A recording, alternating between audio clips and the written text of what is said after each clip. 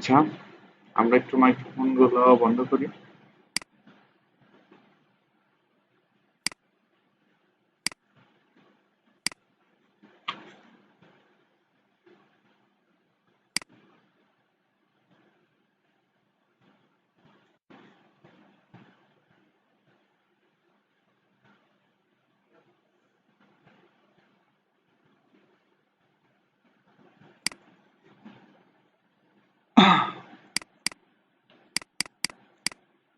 এই যে এটা হচ্ছে গুগল সার্চ অপারেটর। আমি আর্টিকেলটা আপনাদেরকে পাঠাচ্ছি আপনাদের গ্রুপের মধ্যে। আপনারা আর্টিকেলটা ওপেন করতে পারেন আমার সাথে সাথে, এবং আপনারা এটা নিয়েও আমি যেভাবে যেভাবে কাজ করব ঠিক সেম ভাবে আপনারা এটা প্র্যাকটিস করবেন। হ্যাঁ, তাহলে আহ, ব্যাপারটা আপনাদের আয়ত্তের মধ্যে চলে আসবে এবং আপনাদের মনে থাকবে এটা। কি ব্যাপার, এই অপশনটা চালু হচ্ছে না কেন?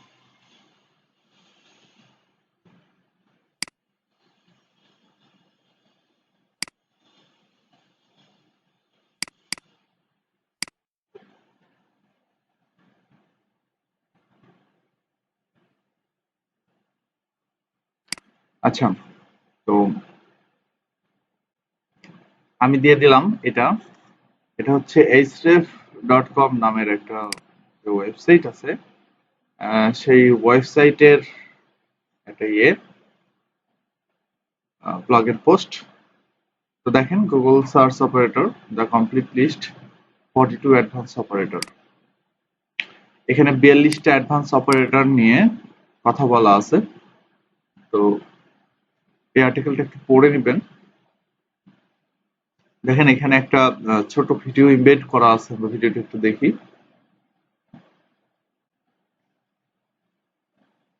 দেখেন তারা একটা কোড লিখে সার্চ করছে গুগলে।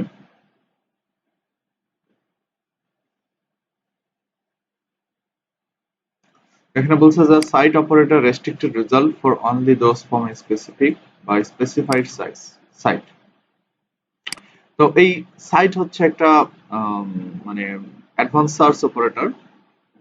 তো এই অ্যাডভান্স সার্চ অপারেটরের মাধ্যমে এই সাইট সার্চ অপারেটরের মাধ্যমে আমরা যে কোনো একটা ওয়েবসাইটের মধ্যেকার স্পেসিফিক পেজ খুঁজে বের করে নিয়ে আসতে পারি। এবং সেই পেজের সাথে যদি আমরা কোনো কিওয়ার্ডকে ট্যাগ করি, তার মানে হচ্ছে যে সেই পেজের মধ্যে বা ওই পুরো সাইটের মধ্যে ওই কিওয়ার্ড আছে কিনা সেই রিলেটেড কিছু একটা খুঁজে বের করা। যেমন দেখেন ওরা এখানে সার্চ করছে এইভাবে, সাইট কোলন সাইট কোলন সে মনে করেন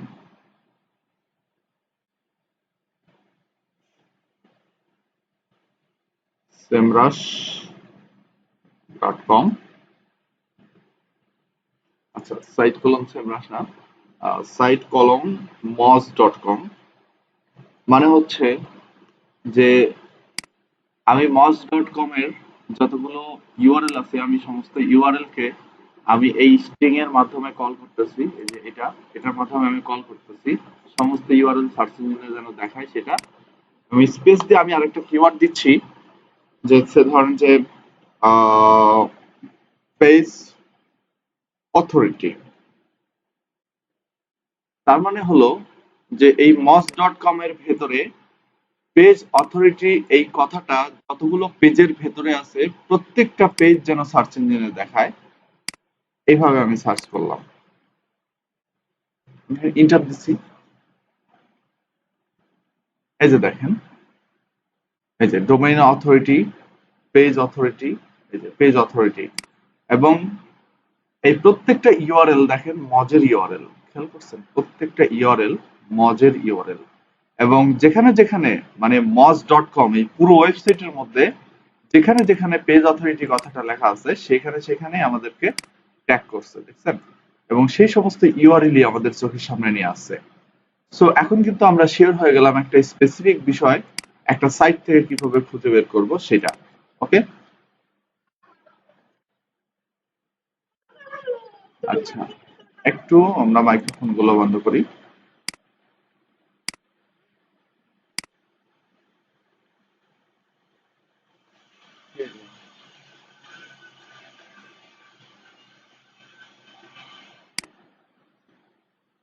ওকে,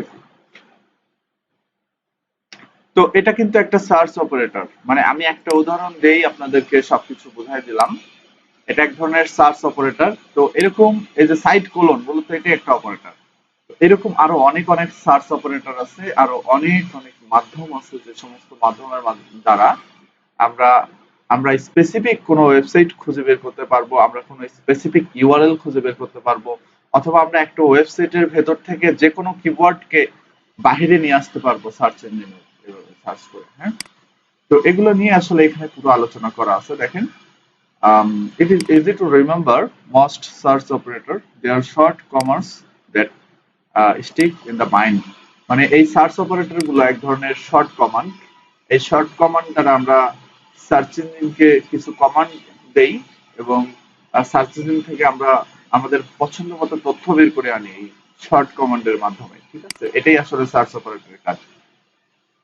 But knowing how to use them effectively is an altogether different story. Okay, এটা আসলে কিভাবে আপনি effectively ইউজ করবেন এটা একটু বড় বিষয়। Most আচ্ছা, most SEOs know the basic but few have truly mastered them. এখানে একটা কথা আছে যে যারা এসইও শিখে তারা ম্যাক্সিমামই হচ্ছে এসইওর বেসিক জানে, কিন্তু খুব অল্প সংখ্যক মানুষ কিন্তু এই এসইও এর উপরে মাস্টার হতে পারে আর কি। ঠিক আছে, তো এখানে সেটাই বলছে, in this post I will share 15 actionable tips to help you master search operator on SEO, which are এখানে 15টা সার্চ অপারেটরের নাম বলছে, 15 ধরনের সার্চ অপারেটর আমরা এখান থেকে শিখতে পারবো।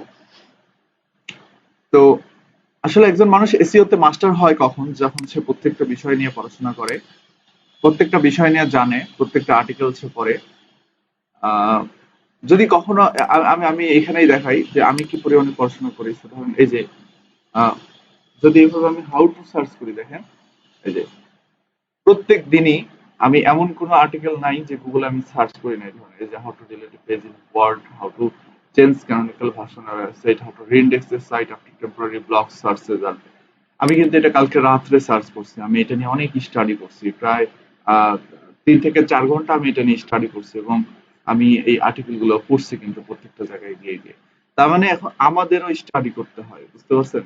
প্রচুর পরিমাণে স্টাডি করতে হয়। তো আপনাদেরও আসলে একটু স্টাডি করতে হবে, এছাড়া কোনো উপায় নাই। যাই করেন না কেন স্টাডি করতেই হবে। তো এসির উপরে মাস্টার হতে গেলে অনেক পড়াশোনা করতে হবে। ঠিক আছে, ফাইন্ড ইন্ডেক্সেশন এরর। এই ইন্ডেক্সেশন এরর কিভাবে খুঁজে বের করতে হয় এটার সার্চ অপারেটর নিয়ে আমাদের সাথে কথা বলছে সে। তারপরে find non secure page, duplicate content issue বের করতে হয় কিভাবে, আনওয়ান্টেড ফাইল কিভাবে এবং পেজ কিভাবে বের করতে হয়, গেস্ট পোস্ট অপরচুনিটি মানে গেস্ট পোস্টিং সাইট গুলো কিভাবে খুঁজে বের করতে হয়। আমরা অফিস এর মধ্যে দেখবো গেস্ট পোস্টিং কি। Find site that feature infographic, আমরা এমন এমন সাইট খুঁজে বের করবো যে সমস্ত সাইট ইনফোগ্রাফিক রিজার্ভ করে এবং সেই সাইট গুলো খুঁজে বের করবো। তারপর ফাইন্ড মোর link prospect, find social profile. আচ্ছা, এখানে এগুলো পড়লে একটু কঠিন মনে হতে পারে বা এগুলো নাও বুঝতে পারেন, আমি বিস্তারিততে চলে যাই, তাহলে এখান থেকে ভালো হবে আর কি। হ্যাঁ, তো দেখেন প্রথম যে সার্চটা বা প্রথম যে সার্চ অপারেটর সেটা হচ্ছে যে অর। এখানে কি বলছে, force and exact match search, মানে এক্সাক্ট ম্যাচ সার্চ করার জন্য এই অর অপারেটরকে ব্যবহার করা হয়। Use this to refine search result ambiguous or searches or exclude synonym when searching for single word.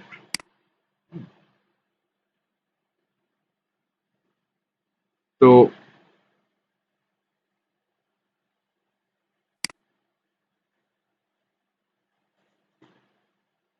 এই অর এর মতো কাজ করে হচ্ছে পাইপ অপারেটরও। ঠিক আছে, তো এটা হচ্ছে যে আমার এক্সাক্ট ম্যাচ সার্চ বা আমি কোনো কিছু একটা আমি এখানে সার্চ করে দেখাই, এই যে জবস অর গেটস।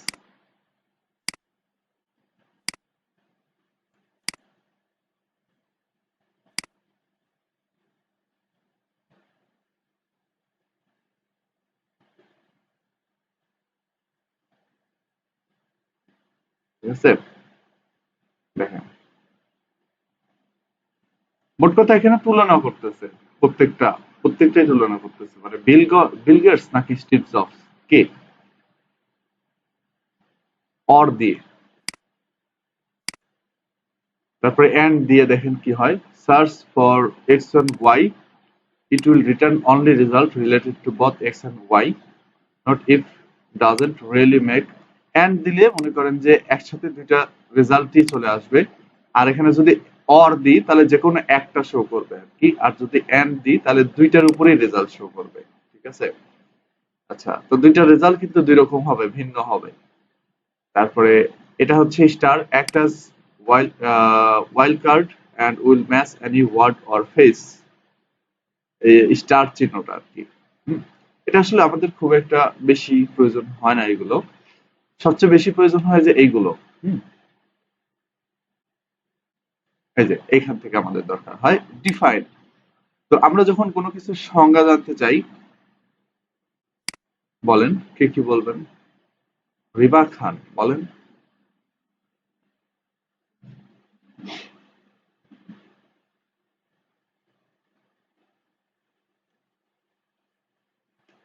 বলেন রিমা খান, কিছু বলবেন?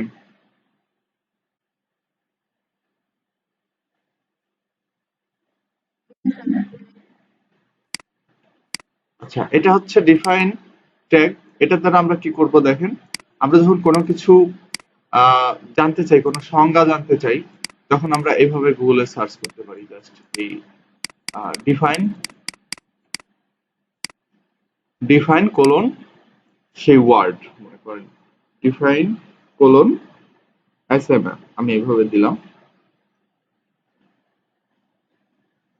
দেখেন এই যে চলে আসছে রাইট সাইড দ্য ডেফিনেশন। এই যে এটা হচ্ছে social media marketing is the use of social media platform and website to promote a product or service. Okay, ডেফিনেশনটা চলে আসছে। তো যে কোনো কিছু, পৃথিবীর যে কোনো ওয়ার্ড, যে কোনো টপিক যদি ডিফাইন করতে চান, তাহলে সেই টপিকের ডেফিনেশন বা সংজ্ঞা, সংজ্ঞা জানার জন্য এভাবে আমরা সার্চ করতে পারি গুগলে। তারপরে এটা হচ্ছে case, return the most recent case version of web page index of course, মানে এই কেস এভাবে যদি সার্চ করেন তাহলে এই টপিকের উপরে রিসেন্ট যে আর্টিকেলটা গুগলে পাবলিশ হয়েছে বা রিসেন্ট যে ভার্সন ওয়েব পেজের, সেটা এখানে দেখতে পারবেন। ঠিক আছে, এটা হচ্ছে রিসেন্ট ভার্সন অফ কেস। এটা খুব important, file type. File type সম্বন্ধে আপনাদের মনে গতদিন ধারণা দিছি। তো যদি কোনো স্পেসিফিক ফাইল গুগলে খুঁজে বের করার ইচ্ছা থাকে, তাহলে এভাবে সার্চ করতে পারবেন, ফাইল টাইপ কোলন, সে ধরেন যে পিডিএফ। তো কিসের উপরে ফাইল টাইপ বের করবে? তো ধরেন আপনি এখানে ডিজিটাল মার্কেটিং, এটার উপরে একটা পিডিএফ ফাইল খুঁজে বের করতে চাচ্ছেন, তখন এইভাবে সার্চ করবেন, just keyword space file type colon PDF, এভাবে সার্চ করবেন। তাহলে হবে কি, এই ডিজিটাল মার্কেটিং এর উপরে যে যত পিডিএফ ইন্টারনেটে আছে সমস্ত পিডিএফ ফাইল এইভাবে গুগলে চলে আসবে। এই দেখুন প্রত্যেকটার পাশে পিডিএফ লেখা, তার মানে এখানে ক্লিক করলে এটা ডাউনলোড হয়ে যাবে। ওকে, তো জাস্ট ক্লিক করার সাথে সাথেই ডাউনলোড হয়ে যাবে এই যে পিডিএফ। তো প্রত্যেকটাই হচ্ছে পিডিএফ ফাইল বা প্রত্যেকটাই পিডিএফ ডকুমেন্ট। সার্চ দেখেন এখানে ডাব্লিউপি কন্টেন্ট থেকে নিয়ে এসে দেখাইছি যে রেজাল্টটা, সেটা দেখাইছে টোটালি। হ্যাঁ, তো এই হচ্ছে আমাদের ফাইল টাইপ খুঁজে বের করা। তো আপনার যদি কখনো কোনো কিছুর উপরে কোনো ডকুমেন্ট খুঁজে বের করা হয়, কোনো ডক ফাইল বা কোনো টিএক্সটি ফাইল অথবা কোনো পিএন মানে পিপিটি ফাইল, হ্যাঁ পিপিটি বলতে প্রেজেন্টেশন, আমি এখানে পিপিটি লিখি তাহলে এখানে সমস্ত ফাইল পিপিটি হয়ে যাবে। দেখেন প্রেজেন্টেশন গুলো চলে আসবে। ঠিক আছে, এই যে PPT on digital marketing slide share, মানে স্লাইড শেয়ারে ডিজিটাল মার্কেটিং এর উপরে যত স্লাইড আছে সমস্ত স্লাইড চলে আসবে। আমরা অনেক সময় কিন্তু বিভিন্ন টপিকের উপরে স্লাইড খুঁজে পাই না, অনেকেই খুঁজেন কিন্তু স্লাইড, তাই না? বিভিন্ন কারণে খুঁজেন। সো আমরা অনেকে আছি যে আমরা স্লাইড খুঁজে পাই না, তো এই স্লাইড গুলো খুঁজে বের করার জন্য আমাদের এই ওয়েটা আমরা কাজে লাগাতে পারি যে কিভাবে এই যে এটা পিপিটি, এখানে ক্লিক করলে কিন্তু এটা ডাউনলোড হয়ে যাবে, জানেন? আচ্ছা, তারপরে এটা খুব ইম্পর্টেন্ট, সাইট কোলন। আমি সাইট কোলনটা একটু আগে আপনাদেরকে দেখাইছি। সাইট কোলনটার কাজ দুই ভাবে হয়, একটা হচ্ছে যে এখানে দেখেন বলা আছে, আমরা দেখি site colon limit result of those specific website. তো মূলত এখানে একটু বুঝতে কষ্ট হচ্ছে। আমরা সাইট কোলন মূলত সবচেয়ে বেশি ব্যবহার করি, মানে আমরা যারা এক্সপার্ট আছি তারা সবচেয়ে বেশি ব্যবহার করি হচ্ছে এই কাজে। এই যে দেখেন আমি যেভাবে সার্চ করলাম এইভাবে ব্যবহার করি। তো আচ্ছা, এইভাবে এইভাবে না, এখানে মজার রেজাল্ট প্রচুর। ক্রিয়েটিভ নয়, এই যে সাইট কোলন https creativenila.com।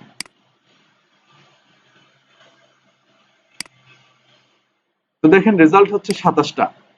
তার মানে এই creativedinner.com এ টোটাল 27টা ইউআরএল আছে। এখন ক্লিয়ার আপনারা? সাইট কোলন কোন ওয়েবসাইটের ইউআরএল লিখে গুগলে সার্চ করার মানে হচ্ছে এই ওয়েবসাইটের টোটাল কতগুলো পেজ গুগলে ইন্ডেক্স করা আছে সেগুলো দেখা। আমি দেখতে পাচ্ছি এখানে 27টা রেজাল্ট। তার মানে আমার ওয়েবসাইটের 27টা পেজ গুগলের কাছে ইন্ডেক্স করা আছে। এই যে দেখেন পেজগুলো আমি এখান থেকে বাইরে থেকে দেখতে পাচ্ছি। এই যে পোর্টফোলিও পেজ, আমার কন্ট্যাক্ট পেজ, আমার blog page, brand business branding, QA testing, privacy policy, apps development, email marketing service, তারপর ক্যাটাগরি প্র্যাকটিক্যাল এসইও। দেখছেন এখানে আমার পোস্টের ক্যাটাগরিও এখানে চলে আসছে গুগলে। তো প্রত্যেকটা ওয়েবসাইট আমার ওয়েবসাইটের প্রত্যেকটা ইউআরএল এর লিস্ট এখানে চলে আসছে গুগলে। আমি যদি সেকেন্ড পেজ থার্ড পেজে যাই সমস্ত ইউআরএল এর লিস্টে দেখতে পাবো। তো আমরা পৃথিবীর যে কোনো ওয়েবসাইটের টোটাল ইউআরএল এর লিস্ট, মানে গুগলে কতগুলো ইউআরএল আছে এগুলো দেখার জন্য আমরা এইভাবে সার্চ করতে পারি। গতদিন আমরা দেখছিলাম স্ক্রিমিং ফ্রগ থেকে, তাই না? আমরা স্ক্রিমিং ফ্রগ থেকে দেখছিলাম, কিন্তু এখন অনেকেই জিজ্ঞেস করতে পারেন যে ভাই আমি এভাবে সার্চ করেই তো একটা ওয়েবসাইটের টোটাল ইউআরএল এর লিস্ট আমি দেখতে পাচ্ছি, তো আমি স্ক্রিমিং ফ্রগে কেন যাব? তো যাওয়ার কারণ হচ্ছে যে স্ক্রিমিং ফ্রগ আপনার সাইটে ইন্ডেক্স করা পেজও নিয়ে আসে, নন ইন্ডেক্স করা পেজও নিয়ে আসে, 404 পেজও নিয়ে আসে বের করে। কিন্তু এই গুগলে এখানে আমরা এখন যেটা চোখের সামনে যেটা দেখতে পাচ্ছি এটা শুধুমাত্র গুগলে ইন্ডেক্স করা পেজ। মানে আমার সাইটে আমি রোবট টেক্সট দিয়ে কোনগুলো ব্লক করে রাখছি, বা আমার সাইটে কোনগুলো 404 আছে, আমার সাইটে কোনগুলো ভেঙে গেছে, কি কি সমস্যা আছে, সমস্যাযুক্ত পেজ কোনো পেজে এখানে শো করবে না। শুধু গুগলের কাছে ইন্ডেক্স করা যে পেজগুলো ওগুলোই অনলি শো করবে। ঠিক আছে? তো এই সাইট কোলন ইউআরএল এটার মানে কাজ হচ্ছে এটা। তারপর রিলেটেড, যদি কখনো কোনো রিলেটেড টপিক বা কোনো রিলেটেড ওয়েবসাইট খুঁজে বের করতে চান তাহলে এভাবে সার্চ করবেন রিলেটেড কোলন apple.com। তার মানে apple.com এর যে সমস্ত রিলেটেড ওয়েবসাইট আছে সেই সমস্ত রিলেটেড ওয়েবসাইট গুলো আমরা আসলে বের করতে যাচ্ছি। এভাবে যদি গুগলে সার্চ করি তাহলে আমরা দেখতে পারবো। এই যে দেখেন, এই যে অ্যাপেল এর রিলেটেড সাইট হচ্ছে মাইক্রোসফট, তারপর হচ্ছে এই যে macromos.com, তারপরে macnn.com। এই যে এগুলো হচ্ছে রিলেটেড সাইট। সো যদি কখনো কোনো ওয়েবসাইটের রিলেটেড ওয়েবসাইট খুঁজে বের করার প্রয়োজন হয়, হয় কিন্তু এরকম যে আমরা একটা সাইট ব্যবহার করতাম, সেই সাইটটা হঠাৎ আমরা খুঁজে পাচ্ছি না, ভুলে গেছি, বা সেই সাইটের মধ্যে আরো রিলেভেন্ট আরো কোনো মানে সাইট আছে কিনা, আরো রিলেভেন্ট কোনো সার্ভিস কেউ দেয় কিনা, এভাবে খুঁজে বের করতে গেলে কিন্তু আমরা এটা ব্যবহার করতে পারি সহজে। আচ্ছা, এটা হচ্ছে ইন টাইটেল। এই ইন টাইটেলটা খুব ইম্পর্টেন্ট বিষয়। Find page with a certain word in the title, for example any result containing word. মানে হচ্ছে যে টাইটেল কি এটা বুঝছেন তো? টাইটেল হচ্ছে যে এই যে এটা হচ্ছে টাইটেল, তাই না? তাহলে এই ইন্টারনেটে যতগুলো ওয়েবসাইট আছে, মানে যে সমস্ত ওয়েবসাইট গুগলে র্যাঙ্ক করানোর জন্য চেষ্টা করতেছে, প্রত্যেকটা ওয়েবসাইটেরই তো টাইটেল আছে। মানে যারাই গুগলে র্যাঙ্ক করার চেষ্টা করতেছে প্রত্যেকটা ওয়েবসাইটেরই টাইটেল আছে। তাহলে এই টাইটেল আপনি একটা স্পেসিফিক কিওয়ার্ড দিয়ে খুঁজে বের করতে পারবেন যে এই কিওয়ার্ডটা কতজনের টাইটেলের মধ্যে আছে। ঠিক আছে? সার্চ করতে হবে এই যে এইভাবে ইন টাইটেল। সে ধরেন আমি এখানে সার্চ করি ইন টাইটেল অ্যাপেল। আমি যদি এভাবে সার্চ করি তাহলে রেজাল্টটা দেখেন কিভাবে দেখাবে। দেখেন, তার মানে হচ্ছে যে ওয়ার্ল্ডে যত যত ওয়েবসাইট আছে সমস্ত ওয়েবসাইটের হোক টাইটেলের মধ্যে বা হোক ইউআরএল এর মধ্যে বা হোক মেটা ডিসক্রিপশনের মধ্যে যে কোনো জায়গার মধ্যেই এই অ্যাপেল শব্দটা যদি থাকে তাহলে আমার সামনে নিয়ে এসে সে দেখাবে। ঠিক আছে? এটা হচ্ছে ইন টাইটেল বা ইন টাইটেল স্ট্রিম। আর অল ইন টাইটেল মানে হচ্ছে সিমিলার টু ইন টাইটেল, মানে এটা ইন টাইটেলের মতোই but only result containing all of the specified word. ঠিক আছে? এটা হচ্ছে যে আপনি যতগুলো ওয়ার্ড, এখানে দেখেন আমি একটা ওয়ার্ড দিয়ে সার্চ করছিলাম, করে ইন টাইটেল লিখছিলাম। এখানে কিন্তু আমি দুইটা ওয়ার্ড দিয়ে সার্চ করছি। যদি আমি দুইটা ওয়ার্ড এই ইন টাইটেল দিয়ে সার্চ করতাম, তাহলে একটা একটা করে দেখাতো, বা যে কোনো একটা খুঁজে পেলে আমার চোখের সামনে দেখাতো। যদি সে আইফোন কথাটা খুঁজে পেতো, তাহলে আমার সামনে রেজাল্টটা দেখাইতো। যদি সে অ্যাপেল খুঁজে পেতো, তাহলেও দেখাইতো।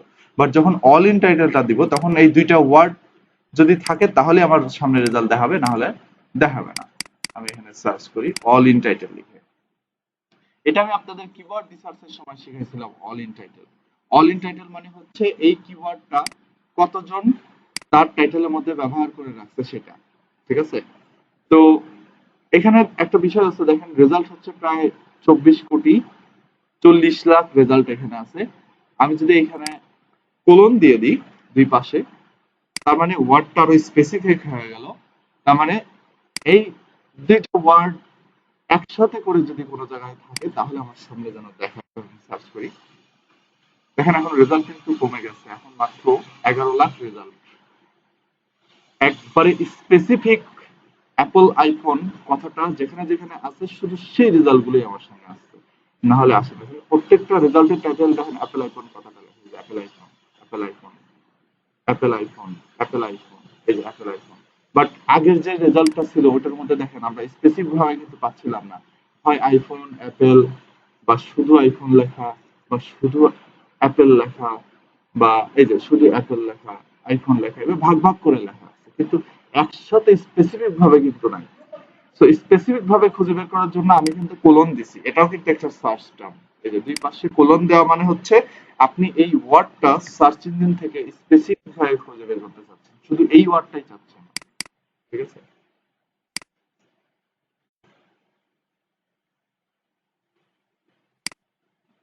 তো এই হচ্ছে অল ইন টাইটেলের কাজ। আমি আবারও বলতেছি, অল ইন টাইটেলের কাজ হচ্ছে একটা স্পেসিফিক কিওয়ার্ড, ইন্টারনেটে যত সাইট আছে সব সাইটের টাইটেলে, মানে কতগুলো সাইটের টাইটেলের মধ্যে এই কিওয়ার্ডটা আছে সেটা নিয়ে এসে আমার সামনে দেখাবে। আমি এই রেজাল্ট দেখেই বুঝতে পারবো যে এই কিওয়ার্ডটা কতগুলো মানে ওয়েবসাইটের টাইটেলে ব্যবহার করা হয়েছে আজ পর্যন্ত। তো এটার মাধ্যমে আসলে কম্পিটিটরকে খুঁজে বের করা যায়। আমি যখন এইভাবে স্পেসিফিক ভাবে সার্চ দিব এবং এখানে রেজাল্টটা আমি পাবো, তখন আমি বুঝতে পারবো যে আসলে আমার কম্পিটিটর এতজন। ঠিক আছে? যেমন ধরেন আমি এখানে সার্চ করি যে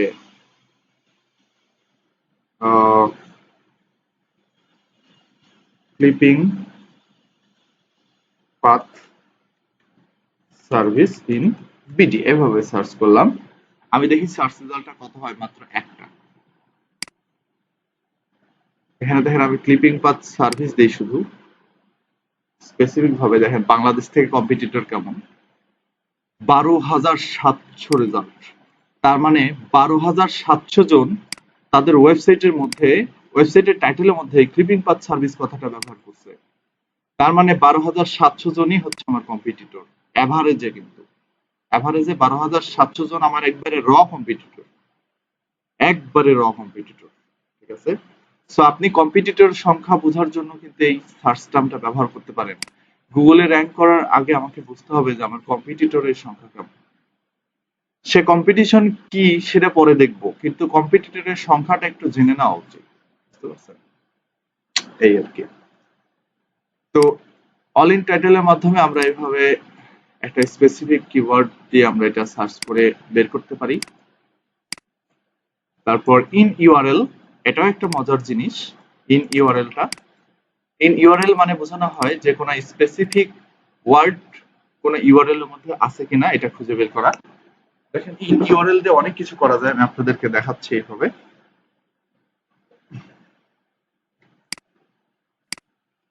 আম,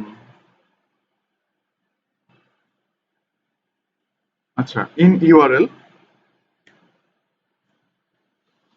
এসইও এক্সপার্ট, এইভাবে যদি আমি সার্চ করি, তার মানে হলো ইন্টারনেটে যতগুলো ওয়েবসাইট আছে সমস্ত ওয়েবসাইটের মধ্যে কার কার ইউআরএল এর মধ্যে এসইও এক্সপার্ট কথাটা আছে সেটা নিয়ে এসে দেখাও। খেয়াল করে দেখেন, এই যে প্রত্যেকটার ইউআরএল এর মধ্যে এসইও এক্সপার্ট, এই যে এসইও এক্সপার্ট, এই যে এসইও এক্সপার্ট, এই যে এসইও, এই যে এসইও এক্সপার্ট। দেখছেন? এই যে এসইও এক্সপার্ট। তাহলে ইন ইউআরএল মানে হচ্ছে আমি কোন একটা কিওয়ার্ড ইউআরএল এর ভেতর থেকে সার্চ করতেছি। জীবনে কখনো কোনোদিন এভাবে সার্চ করছেন? আমার মনে হয় না আপনারা কোনোদিন এভাবে কখনো গুগলে সার্চ করছেন, যে একটা কিওয়ার্ড ইউআরএল এর মধ্যে আছে কিনা সেটা টেনে বের করে এনে দেখাবে। একটা কিওয়ার্ড টাইটেলের মধ্যে আছে কিনা এটা কিভাবে এনে দেখায়, এটা কিন্তু একটু আগে দেখালাম, অল ইন টাইটেলের মাধ্যমে দেখায় যে একটা কিওয়ার্ড কতগুলো সাইটের টাইটেলের মধ্যে আছে, আর একটা কিওয়ার্ড কতগুলো সাইটের ইউআরএল এর মধ্যে আছে, এটা দেখানোর জন্য আমার ইন ইউআরএল কথাটা ব্যবহার করতে হবে। ঠিক আছে? তো ইন ইউআরএলটা অনেক ভাবে ইউজ করা যায়। আমি এখানে একটা দেখালাম, আমি আরো কিছু জিনিস আপনাদেরকে দেখাচ্ছি। ইন ইউআরএল, সে ধরেন আমি এখানে এসইও এভাবে একটু সার্চ করি, in URL space SEO expert, বা এখানে শুধু এসইও দিলাম, হ্যাঁ, SEO space in URL blogspot.com,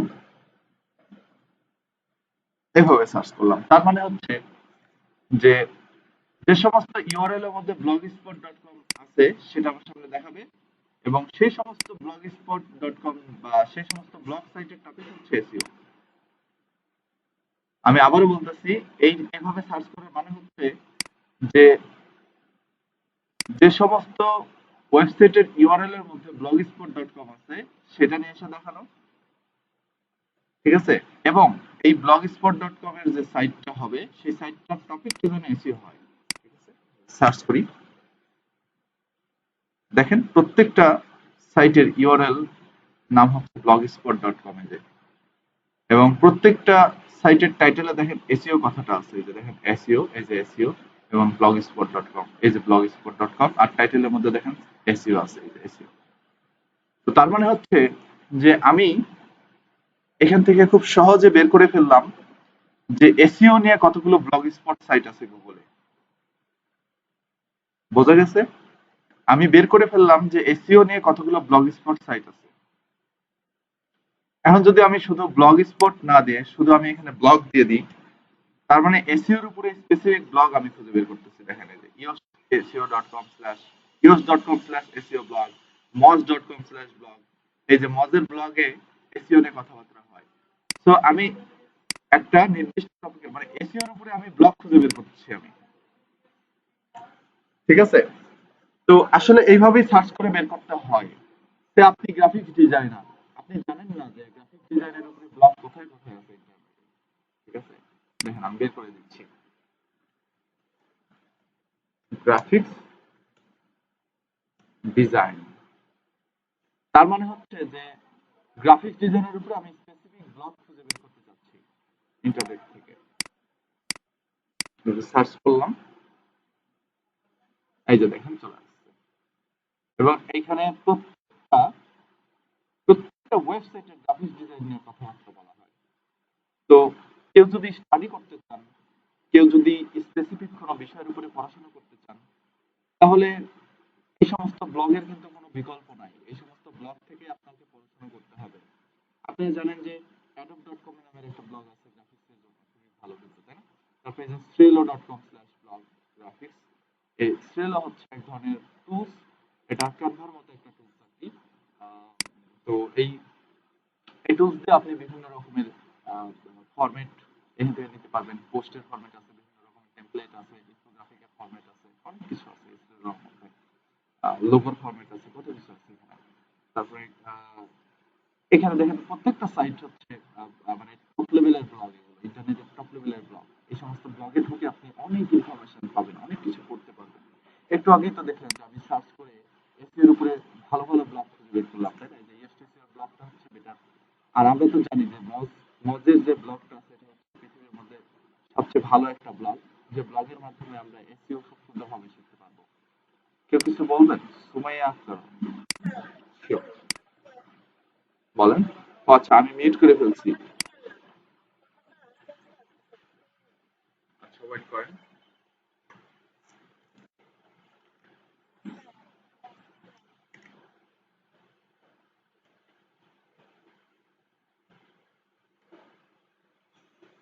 আচ্ছা, শোনা যাচ্ছে? হ্যালো? ওকে। দেখেন, আমি এইমাত্র ব্লগগুলো খুঁজে বের করলাম, স্পেসিফিক ব্লগগুলো, বিভিন্ন টপিকের উপরে স্পেসিফিক ব্লগ। তো এখানে এসইও, এসইও এর উপরে আমি ব্লগ খুঁজে বের করছি। আমি জানি যে এখানে মজ হচ্ছে সবচেয়ে ভালো একটা ব্লগ, এবং ব্যাকলিঙ্কর যে ওয়েবসাইট আছে সেটাও কিন্তু একটা খুব নামি দামি একটা ওয়েবসাইট, বা মানে খুব জনপ্রিয় একটা ব্লগ। এই ব্যাকলিঙ্কর যে ব্লগটা খুব জনপ্রিয় একটা ব্লগ। এই ব্লগটা যদি কেউ শুরু থেকে শেষ পর্যন্ত পড়ে, আমি গ্যারান্টি দিয়ে বলতে পারি সে এসইওর মানে 30 থেকে 40% সে বুঝে যাবে, নিজেই বুঝে যাবে। তার বাইরে কোথাও আসলে যেতে হবে না, তার কোনো ভিডিও দেখা লাগবে না, কিছু করতে হবে না, যদি সে একটু ভালোভাবে পড়ে সবকিছু।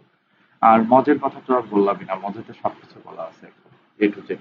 তারপরে হাবি স্পোর্ট এর যে ব্লগটা আছে সেখানেও সুন্দরভাবে এসইও সম্পর্কে বলা আছে। এইচরেফ এর যে ব্লগ, এখান থেকে এসইও শিখতে পারবেন আপনি পুরোপুরি। ইভেন আমরা এখন যেটা নিয়ে কেস স্টাডি করতেছি, বা যেটা নিয়ে আমি এখন আপনাদের সামনে লেকচার কথা বলতেছি, এটা কিন্তু এইচরেফ এরই ব্লগ। এই যে দেখেন, এইচরেফ এরই ব্লগ। তো এই এইচরেফ এর ব্লগ পড়েও কিন্তু এসইও অনেক সুন্দরভাবে শেখা যায়। তো কি হলো দেখেন, আমি একটা স্পেসিফিক পার্টের মানে স্পেসিফিক একটা সার্চ টার্মের মাধ্যমে আমি কিন্তু একটা স্পেসিফিক বিষয়ের উপরে ব্লগ খুঁজে বের করে নিয়ে আসলাম, যেটার মাধ্যমে আমি স্পেসিফিক ওয়েবসাইট গুলো খুঁজে বের করতে পারবো, তাই না? তো এই সার্চ অপারেটর গুলো কিন্তু সাধারণ মানুষ আসলে জানে না, যার কারণে ওরা এই সমস্ত জিনিস ব্যবহার করতে পারে না, তাই না?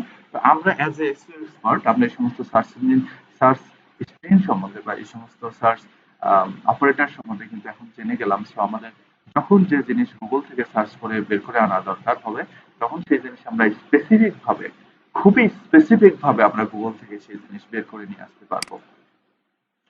আচ্ছা, তো এই ইন ইউআরএল এর মতোই সেম হচ্ছে অল ইন ইউআরএল, খুব বেশি একটা তফাৎ নাই, আপনি যে কোনো একটা ব্যবহার করতে পারেন, কোনো সমস্যা নাই। এটা হচ্ছে ইন টেক্সট। ইন টেক্সট মানে হচ্ছে find pages containing certain word. তার মানে হচ্ছে যে একটা পেজের মধ্যে একটা নির্দিষ্ট কিওয়ার্ড খুঁজে বের করা ইন টেক্সট। এটা আপনারা একটু দেখেন খুঁজে বের করে যে কোথায় আছে। অল ইন টেক্সট এটা সেম। অ্যারাউন্ড এটা হচ্ছে proximity search, find pages containing two word or phrases within X word or each other. এটা আসলে খুব একটা বেশি আমাদের প্রয়োজন নাই। ওয়েদারটা মোটামুটি জানার দরকার আছে, অনেকেই ওয়েদার নিয়ে ঘাটাঘাটি করে। এই যে আপনি যদি এভাবে সার্চ সার্চ করেন যে ওয়েদার কোলন স্যান ফ্রান্সিসকো, তার মানে হচ্ছে স্যান ফ্রান্সিসকোর এখন বর্তমানে যে ওয়েদার আছে সেই ওয়েদারটা আপনার সামনে চলে আসবে। আজকের দিনের ওয়েদারের ডিটেলস চলে আসবে। এখানে যদি আপনি ঢাকা লিখেন, এখানে যদি আপনি ঢাকা লিখেন, DHAKA, এখানে যদি আপনি ঢাকা লিখেন, তাহলে দেখেন আজকে ঢাকার ওয়েদারটা কিন্তু এখানে চলে আসবে। দেখেন ঢাকার ওয়েদার হচ্ছে আজকে 32°C। আর আজকে হচ্ছে কি বলে আরো কি আছে, টেম্পারেচার টেম্পারেচার হাবি জাবি মেলা কিছু এখানে দেখাইছে। মেঘলা আকাশ টাকাশ কিনা, আমি এগুলো বুঝি না। আপনারা বুঝলে বুঝতে পারেন, আমি এগুলো বুঝি না। আচ্ছা, এটা হচ্ছে stock, the stock information specific টিকার। যদি কখনো কোনো স্টক ইনফরমেশন জানার দরকার হয়, আসলে যারা এক্সপোর্ট ইম্পোর্টের কাজ করে তারা এইভাবে খুব বেশি সার্চ করে কোনো প্রোডাক্টের প্রাইস বর্তমানে কত, কোনো প্রোডাক্টের স্টক আছে কিনা, এগুলো দেখার জন্য সার্চ করে। ম্যাপ, এটা আমাদের খুব জরুরি একটা জিনিস, আমাদের এসইও এক্সপার্টের জন্য ম্যাপটা খুব ইম্পর্টেন্ট আর কি। কারণ আপনারা জানেন যে আমরা লোকাল এসইও নিয়ে অনেক কাজ করব, আমরা লোকাল এসইও নিয়ে অনেক কিছু করবো, সো আমাদের ম্যাপটা খুব ইম্পর্টেন্ট বিষয়। তো force Google to show map result for location search. Okay, আমরা যদি এভাবে সার্চ করি, ম্যাপ কোলন একটা জায়গার নাম লিখে যদি সার্চ করি, তাহলে সেই জায়গার যে ম্যাপটা আছে পুরো ম্যাপটা আমাদের সামনে এখানে সার্চ রেজাল্টে চলে আসবে। দেখেন চলে আসছে সিলিকন ভ্যালি। তাহলে আমরা এখানে আমাদের কিওয়ার্ডটা একটু চেঞ্জ করে দিতে, মনে করেন যে map colon Dhaka city.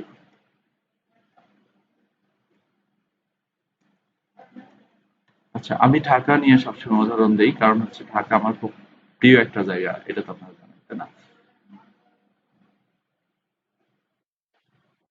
Sure, বলেন। এই যে চলে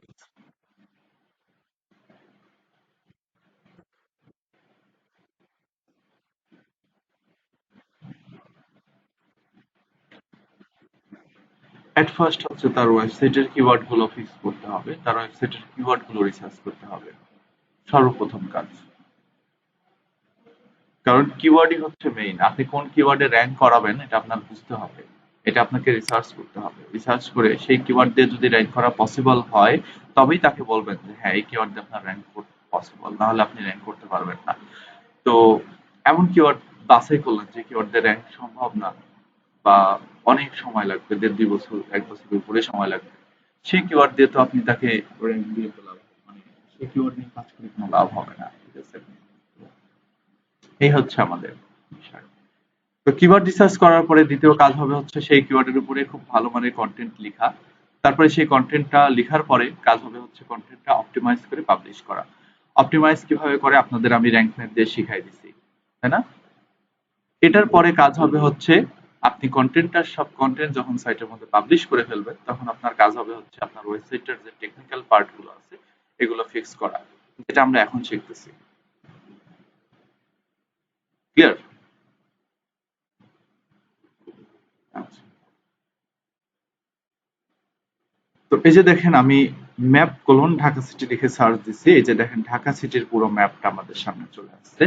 তো আমরা যদি কোনো স্পেসিফিক লোকেশনের কোনো স্পেসিফিক ম্যাপ এখানে খুঁজে বের করতে চাই, তাহলে আমরা সেই স্পেসিফিক লোকেশনের ম্যাপ আমরা এখান থেকে বের করতে পারবো। এখানে ক্লিক করলে কিন্তু এখানে গুগল ম্যাপে চলে যাবে এবং গুগল ম্যাপ থেকে এই পুরো ঢাকা সিটিটা আমাদের সামনে ভিউ হয়ে যাবে এবং আমরা আমাদের ইচ্ছে মতো জায়গায় এখান থেকে আমরা মুভ করতে পারবো। এখান থেকে আমাদের যেটা পছন্দ আমরা যদি একটু জুম করি তাহলে আমরা একবারে একবারে ঢাকা সিটির ভেতরে চলে যাবে, একবারে ভেতরে চলে যাব, ঠিক আছে?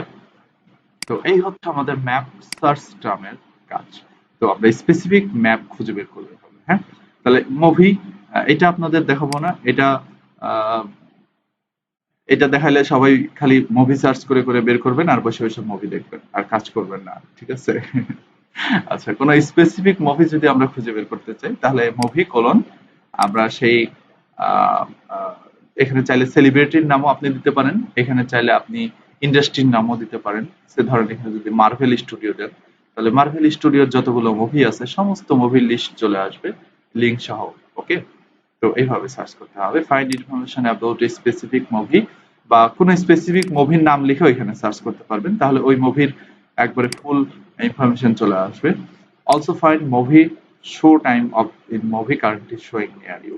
ওকে, আচ্ছা, ইন ইন সার্চ টার্মটা ব্যবহার করা হচ্ছে আসলে হচ্ছে কনভার্টার হিসেবে। কনভার্টার যেমন ধরেন যে এই যে এখানে বলছে যে 329 ইউএসডি ইন জিবিপি, মানে হচ্ছে এই $329 যদি আমি জিবিপি তে কনভার্ট করি তাহলে কত হতে পারে। তো এই যে দেখেন এত হতে পারে, ঠিক আছে?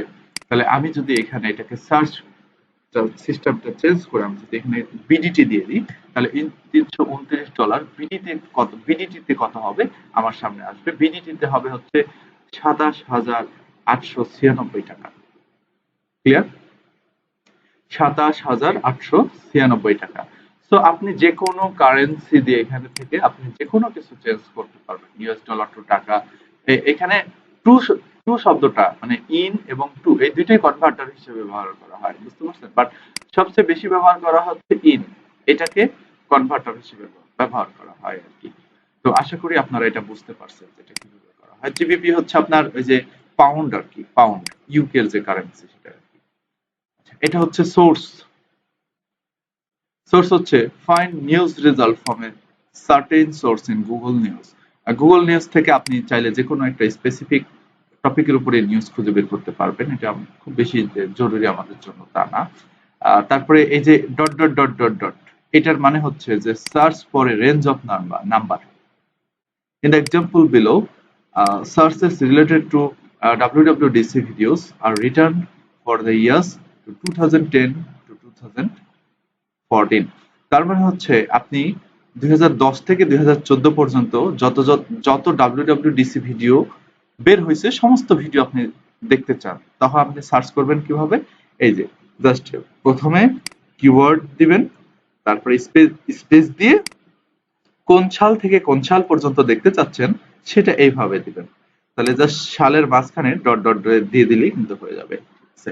তাহলে এই 2010 থেকে 2014 পর্যন্ত যত WWDC ভিডিও ইন্টারনেটে পাবলিশ হয়েছে সমস্ত ভিডিও চলে আসবে। তো আপনার যদি কোনো স্পেসিফিক কোনো সিরিয়াল বা স্পেসিফিক কোনো টিভি সিরিয়াল বা স্পেসিফিক কোনো মুভি বা যে কোনো কিছু আপনারা যদি খুঁজে বের করতে চান, তাহলে এইভাবে আপনারা সার্চ করতে পারবেন। ঠিক আছে? আচ্ছা, এটা হচ্ছে ইন অ্যাঙ্কর। ইন অ্যাঙ্করটা আমাদের এসইও এক্সপার্টের জন্য খুব ইম্পর্টেন্ট একটা বিষয়। আমরা এই সার্চ করি ইন অ্যাঙ্কর অ্যাপল আইফোন এভাবে সার্চ করি, তাহলে চলে আসবে, চলে আসছে। এই যে এইগুলো হচ্ছে অ্যাঙ্কর। তার মানে অ্যাপল আইফোন এই কিওয়ার্ডটা কোথায় কোথায় অ্যাঙ্কর করা আছে, সেই সমস্ত রেজাল্ট গুলো সেই সমস্ত জায়গাগুলো চলে আসে। এই যে অ্যাঙ্কর, এই যে অ্যাঙ্কর, এই যে অ্যাঙ্কর। ঠিক আছে? তো এইভাবে খুঁজে বের করতে হয় আর কি। একটা কিওয়ার্ড কত জায়গায় অ্যাঙ্কর করা আছে, এই যে একটা অ্যাঙ্কর করা, এই যে একটা অ্যাঙ্কর করা, এভাবে অ্যাঙ্কর করা আছে। ঠিক আছে? অ্যাঙ্কর মানে আপনারা তো বুঝেন, আপনাদের তো আমি অ্যাঙ্কর টেক্সট কিভাবে কাজ করে এটা আমি শিখাইছি, তাই না?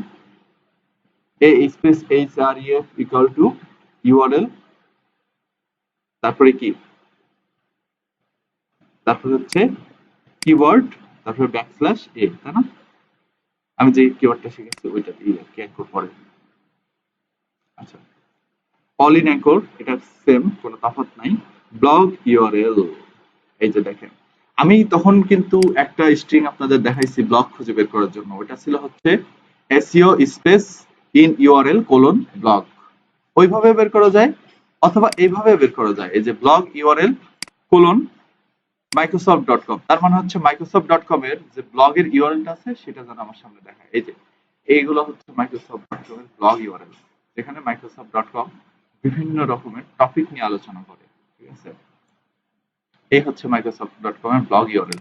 কোন স্পেসিফিক ওয়েবসাইটের ব্লগের ইউআরএল খুঁজে বের করার জন্য এইভাবে সার্চ করতে পারেন। ওকে, ব্লগ ইউআরএল কোলন সেই ওয়েবসাইটের নাম, এইভাবে। তারপর হচ্ছে place name, location San Francisco Apple.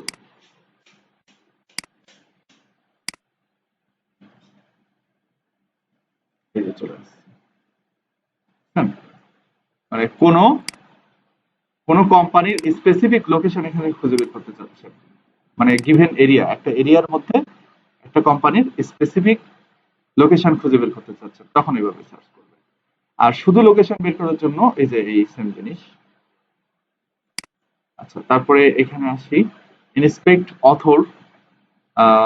আচ্ছা, ইনপোস্ট অথর হচ্ছে যে অথর আসলে কি, অথর হচ্ছে মানে একজন লেখক আর কি, লেখক। তো ইন্টারনেটে কিন্তু অনেকেই লেখালেখি করে, বিভিন্ন ওয়েবসাইটে বিভিন্ন ব্লগে লেখালেখি করে। তো আপনি চাইলে একজন লেখকের নাম দিয়ে এভাবে সার্চ করতে পারেন, তাহলে হবে কি, সে কোথায় কোথায় কতগুলো ওয়েবসাইটে লেখে সমস্ত ওয়েবসাইটের লিস্ট চলে আসবে। আচ্ছা বলেন, উর্মি কি বলবেন?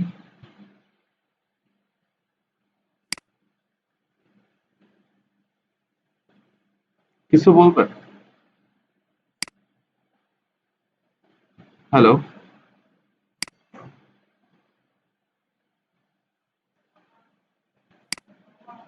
আমি একটু এটা সার্চ করে দেখাই, তাহলে ক্লিয়ার হবে। এই যে দেখেন, এটা হচ্ছে যে এই স্টিভ জবস, ইনি কোথায় কোথায় অথর হিসেবে আছেন, কোথায় কোথায় ইনি মানে আর্টিকেল পাবলিশ করছেন বা এনার নামে আর্টিকেল পাবলিশ করা হয়েছে, সেই জায়গাগুলো এখান থেকে চলে আসবে। স্টিভ জবস কে ট্যাগ করে কোথায় কোথায় আর্টিকেল পাবলিশ করা হয়েছে। তো এটাই হচ্ছে সেই সার্চ টার্ম। তো আমরা এটা একটু মাথায় রাখেন, আমাদের অফিসিয়াল ক্লাসে আমরা এই ইনপোস্ট অথর কথাটা ব্যবহার করবো আর কি, এটা আমাদের দরকার হবে। ইনপোস্ট টাইটেল এটা দরকার নাই, লিংক এটা দরকার আছে, find pages linking two specific domain, মানে এই ডোমেনের সাথে কোন কোন পেজ লিংক করা আছে সেটা বের করতে পারবেন এখান থেকে। ইনফো, ডেট রেঞ্জ, ডেট রেঞ্জটা এইভাবে বের করা যায়, ফোন বুক, এগুলো আপনারা ট্রাই করবেন একটু নিজে বসে। হ্যাঁ, তো এই তো জাস্ট হয়ে গেল, আর কিছু নাই। আর নিচে যেগুলো আছে এগুলো আপনাদের আপাতত দরকার নাই, আমরা যখন টেকনিক্যাল ইস্যু অডিট ক্লাসটা করবো নি, আমরা যখন এই অডিট ক্লাসটা নিয়ে আমরা এটা আলোচনা করবো ইনশাআল্লাহ। ঠিক আছে? তো আচ্ছা, দেখি আজকেই অডিটটা করা যায় কিনা, তাহলে আমাদের ক্লাসটা অনেক আগায় যাবে আর কি।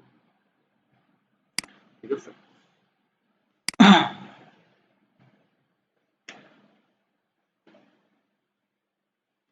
এই যে দেখেন, এখানে খুব সুন্দর একটা সার্চ টার্ম দেখা যাচ্ছে, in URL guest post contributor guideline, এইভাবে সার্চ করা মানে হচ্ছে স্পেসিফিক গেস্ট পোস্টিং ওয়েবসাইট গুলো খুঁজে বের করা। এই যে স্পেসিফিক গেস্ট পোস্ট ওয়েবসাইট গুলো খুঁজে বের করার কাজ হচ্ছে এটা ইন ইউআরএল দিয়ে।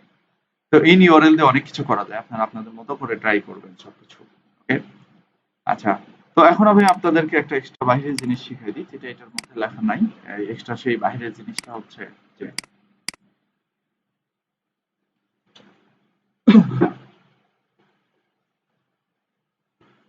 ধরেন আপনি কোনো সফটওয়্যারের বা আপনি কোনো টুলস, হ্যাঁ, কোনো সফটওয়্যার বা না কোনো টুলস, এই টুলস এর ক্র্যাক খুঁজতে যাচ্ছেন। ক্র্যাক কিন্তু দরকার হয়। ক্র্যাক কেন দরকার হয়? কারণ হচ্ছে অনেক সফটওয়্যার আছে যে সফটওয়্যার গুলো আসলে আমরা পেইডে ব্যবহার করতে চাই না। হ্যাঁ, আমরা চাই যে দেখি যদি কোনো মানে এরকম ভার্সন থাকে যে ভার্সনটা ক্র্যাক করা, হয়তো সেরকম থাকলে আমরা একটু ব্যবহার করতাম।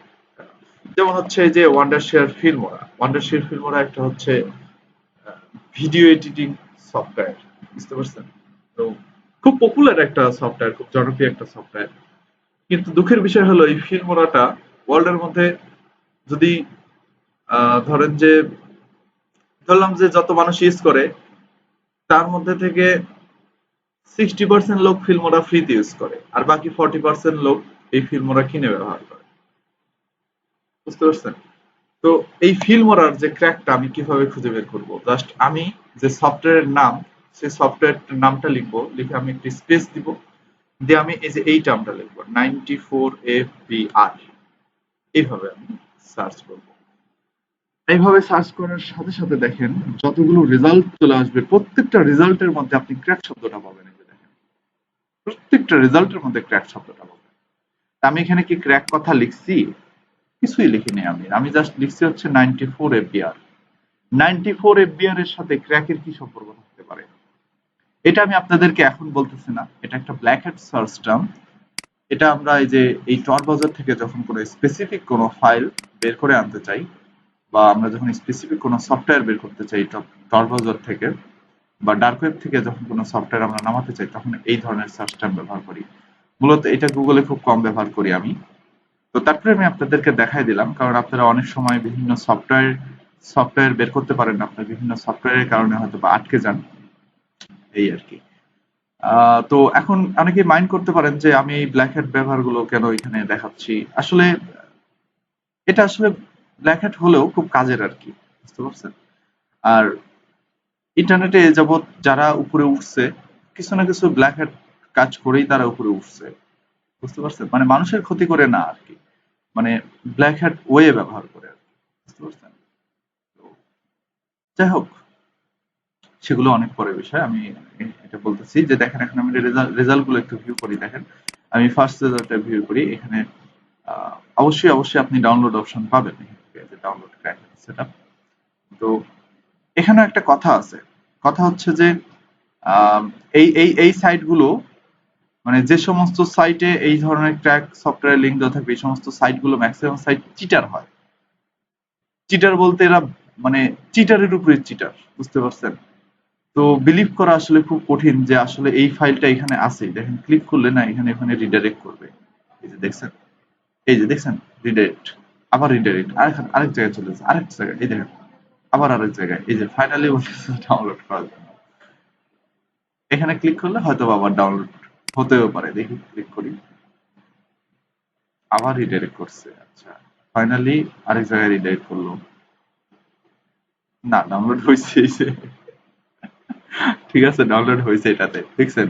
তো কিছু কিছু সাইট আছে যে খুব চিট হয়, বুঝছেন? খালি রিডাইরেক্ট করবে এখানে এখানে। তো এগুলো একটু অ্যাভয়েড করার চেষ্টা করবেন। মোট কথা অ্যাভয়েড কিভাবে করবেন, মানে সাইটের চেহারা দেখলেই বোঝা যায় যে এই সাইট থেকে আপনি ফাইলটা ডাউনলোড করতে পারবেন না, চেহারা দেখলেই বোঝা যায়, ঠিক আছে? আর আপনাদের যদি কখনো সফটওয়্যারের প্রয়োজন হয়, আমি আপনাদের আরেকটা সাইট দেখাই যে এখানে আপনারা এখান থেকে আপনারা সফটওয়্যার গুলো নেবেন। এটা খুব জনপ্রিয় আর কি, গেট ইনটু পিসি। এই সাইটের নাম হচ্ছে গেট ইনটু পিসি। তো এই getIntoPC.com, এটা কিন্তু রিলেভেন্ট অনেক সাইট আছে। দেখেন এই যে getIntoPC.com বা এইরকম আহ, কতগুলো সাইট আছে, দেখছেন? মানে এই গেট ইনটু পিসি কে অনেকে কিন্তু হচ্ছে ক্লোন করছে। সো অন্য সাইটে যাবেন না, ইন্টারফেসটা দেখবেন। গেট ইনটু পিসির ডিজাইনটা হচ্ছে যে এরকম। তো ডিজাইন দেখে, ইন্টারফেস দেখে বোঝা লাগবে যে এটাই গেট ইনটু পিসি, ঠিক আছে? ইউআরএল দেখবেন getintoPC.com, এটাই হচ্ছে মেইন সাইট। তো এখান থেকে আপনারা খুব ভালো ভালো অথেন্টিক সফটওয়্যার পাবেন। এখান থেকে আপনারা ফিল্মোরা পাবেন। দেখেন একটু নিচের দিকে সার্চ করলে হয়তো ফিল্মোরা চলে আসতে পারে, অথবা এখানে যে সার্চ টার্ম আছে এখান থেকে সার্চ করতে পারবেন। এখান থেকে ফিল্মোরা এভাবে সার্চ করবেন। দেখেন এই যে ওয়ান্ডারশেয়ার ফিল্মোরা, এটা হচ্ছে 2.0 ফ্রি ডাউনলোড। এটা হচ্ছে ফিল্ম 2020-এর যে লাস্ট ভার্সন, 1 মাস আগে এটা আপডেট করা হয়েছে ফিল্মোরার এই ভার্সনটা। তো এখান থেকে আপনি 100% ডাউনলোড করতে পারবেন। এদের সাইটের মধ্যে ডাউনলোড নিয়ে কোনো ঝামেলা নাই, গ্যারান্টি সফটওয়্যার ডাউনলোড হবেই। এবং সফটওয়্যার গুলো কাজ করে, রিয়েলি কাজ করে। এখানে যত মানে সফটওয়্যার আছে, এটা আমি বুকমার্ক কেন করিনি, ভুলে গেছি মনে হয় বুকমার্ক করতে। আচ্ছা, তো এটা মানে প্রত্যেকটা সফটওয়্যারই কাজ করে। আমার সবচেয়ে বেশি ভালো লাগে হচ্ছে প্রত্যেকটা সফটওয়্যার এই সাইটের কাজ করে, মানে অ্যাটলিস্ট 90% হলেও কাজ করবে। যদি দুই একটা হতে পারে মিসিং, সফটওয়্যারের ব্যাপার তো বলা যায় না, তাই না? দুই একটা মিসিং হতে পারে, 90% কাজ করে। তো বাইরে ঘুরে করাচ্ছে, এখান থেকে সফটওয়্যার গুলো আপনার নামায় না আপনাদের। এখান থেকে যে মাইক্রোসফট অফিস, আমি বললাম সেদিন, কাকে যেন বললাম যে মাইক্রোসফট অফিস এখান থেকে, আচ্ছা এখানে মাইক্রোসফট লেখার দরকার নেই, জাস্ট অফিস লিখলেই হবে, অফিস 16 লিখলেই হবে, এখানে চলে আসবে। এই যে অফিস, অফিস 16, অফিস 16-র প্রো ভার্সন একবারে চলে আসছে এখানে, প্রো প্লাস, ঠিক আছে? তো এটা ডাউনলোড করে নিলেই হয়ে যাবে, 1 মাস আগে আপডেট করা। এই হচ্ছে বিষয়। তো কার মধ্যে থেকে কই চলে গেলাম, সার্চ টার্ম থেকে এখানে চলে গেছি, হ্যাঁ। তো এই হচ্ছে অ্যাডভান্স সার্চ অপারেটরের যে বিষয়গুলো আছে, বিষয়বস্তুগুলো আছে, সেই বিষয়বস্তুগুলো হচ্ছে এটা। তো আপনারা এই ব্যাপারগুলো খুব সুন্দরভাবে প্র্যাকটিস করেন। প্র্যাকটিস করে আপনারা এটা আমাকে দেখান, যে আপনারা এটা প্র্যাকটিস করছেন, আপনারা এটা পারছেন, আর এটা আপনারা পারবেন, ঠিক আছে? আচ্ছা, তো ওইটা শেষ। আমি এখন একটা নতুন টপিকে চলে যাচ্ছি। টপিকটার নাম আমি বলি।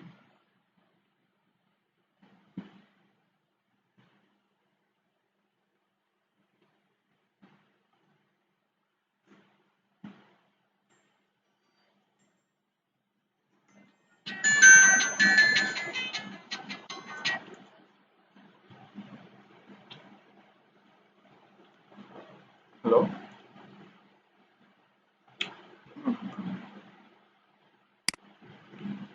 আচ্ছা ওকে।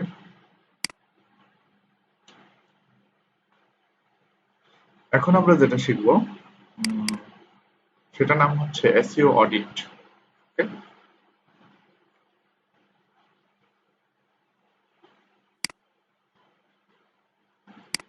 এই যে দেখুন, এটা হচ্ছে একটা এসইও অডিটের বেসিক ফরম্যাট।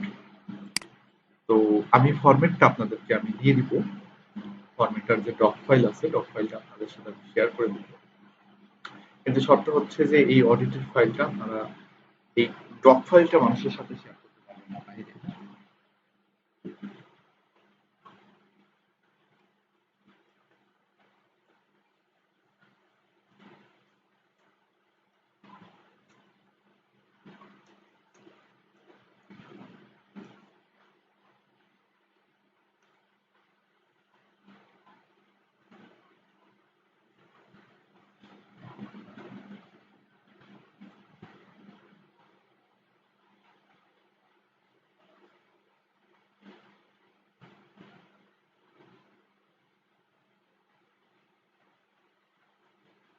আচ্ছা, অডিটটা এখনই শিখাই দিই। অডিটটা আসলে মূলত আমার শেষের দিকে শেখানোর ইচ্ছা ছিল। আহ, না, এখানে আবার একটা ঝামেলা আছে, সেটা হচ্ছে যে আপনাদেরকে অফিস কিছুই শেখানো হয়নি। তো এখানে অফিস অডিট করতে গেলে আপনারা আবার কিছু বুঝবেন না। আমার মনে হয় যে এটা অফিস এসইওটা শেষ করে অডিটটা দেখানো উচিত। আচ্ছা ওকে, ঠিক আছে। আমি আপনাদেরকে অফিস এসইও আগে শিখে নিই, তারপরে ওইদিকে চলে যাবো।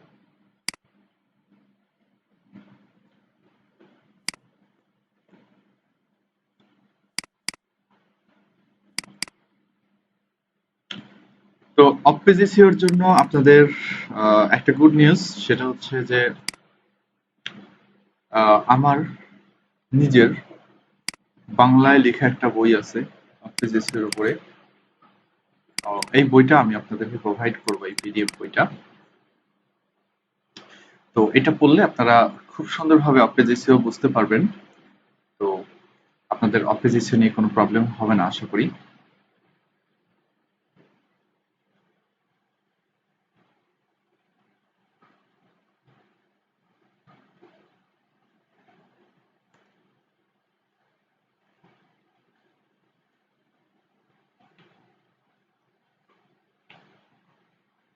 তো আপনাদের প্রথমে আমি দুটো বিষয়ে একটু জানাই দিই।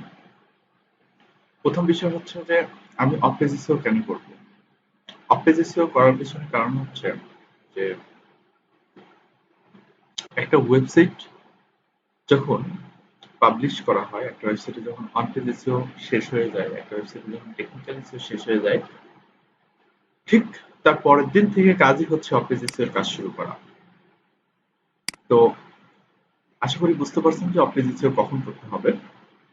আর অফিস এসইও করার পিছনে কারণ হচ্ছে যে একটা ওয়েবসাইটের র্যাঙ্ক ইমপ্রুভ করার কাজ হচ্ছে অফিস এসইও এর কাজ। ওকে, র্যাঙ্ক ইমপ্রুভ কিভাবে হবে? সে ধরেন যে একটা ওয়েবসাইট একটা কিওয়ার্ড দিয়ে, সে ধরেন ক্লিপিং ক্লিপিং পাথ সার্ভিস, এই কিওয়ার্ড দিয়ে আমার যে ক্লায়েন্টের ওয়েবসাইট আছে clippingchoice.com, আমার ক্লায়েন্টের ওয়েবসাইট এই কিওয়ার্ড দিয়ে র্যাঙ্ক করে হচ্ছে গুগলের মোটামুটি থার্ড পেজে র্যাঙ্ক করে। এখন আরো পিছায় গেছে কিনা আমি জানি না, কারণ তার সাইটের কাজ আমি শেষ করে দিছি, ভালোই দিন হয়েছে। তারপরে আর তার সাইটে একদমই হাত দেওয়া হয়নি, আরো পিছায় গেছে।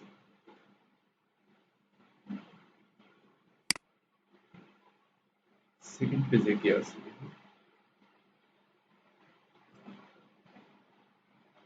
না না না না, ঠিক আছে, সে পিছায় না, সে ঠিক সেকেন্ড পেজে চলে আসছে, আরো ইমপ্রুভ হয়েছে এর আগে।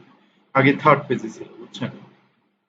এই যে ক্লিপিং চয়েস, তো ক্লিপিং পাথ সার্ভিস লিখে লেখে ক্লিপিং চয়েস আসে হচ্ছে কত নম্বরে? 17 নম্বরে, তাই না? But clipping path service in Bangladesh লিখি যদি, বা প্রোভাইডার ইন বাংলাদেশ বা প্রোভাইডার কোম্পানি যাই লিখি না, ধরেন clipping path service in Bangladesh যদি লিখি, তাহলে কিন্তু আবার একই আসে, তাই না? তো দেখেন, এই কিওয়ার্ড দিয়ে সে 1 নম্বরে র্যাঙ্ক করতেছে, বাট আগের যে কিওয়ার্ডটা আছে সেই কিওয়ার্ড দিয়ে কিন্তু সে 17 নম্বরে র্যাঙ্ক করতেছে। তাহলে এখন প্রশ্ন উঠতে পারে যে একে এই 17 থেকে আমি কিভাবে উপরে নিয়ে আসবো? এ কিন্তু প্রায় 6 মাস যাবতেই এই সেকেন্ড পেজেই ঘোরাঘুরি করতেছে, এই কিন্তু আর 1 নম্বর পেজে আর আসতেছে না, বা আসতে পারতেছেও না। কারণ হচ্ছে ওই ক্লায়েন্ট কি করছে জানেন? ক্লায়েন্টের সাথে আমাদের চুক্তি ছিল হচ্ছে clipping path service in Bangladesh দিয়ে র্যাঙ্ক করে দেওয়া। তো এটা র্যাঙ্ক করে দেওয়ার পরে ক্লায়েন্টটাকে বলছিলাম যে এক কাজ করেন, আপনার তো এই কিওয়ার্ড গুলো আছে, তো এটার জন্য আমাদের একটা আফটার সার্ভিস বাজেট দেন। সে ওনার সাইটের প্রজেক্টের মূল্য ছিল হচ্ছে, বলেই দিই সবকিছু আপনাদের।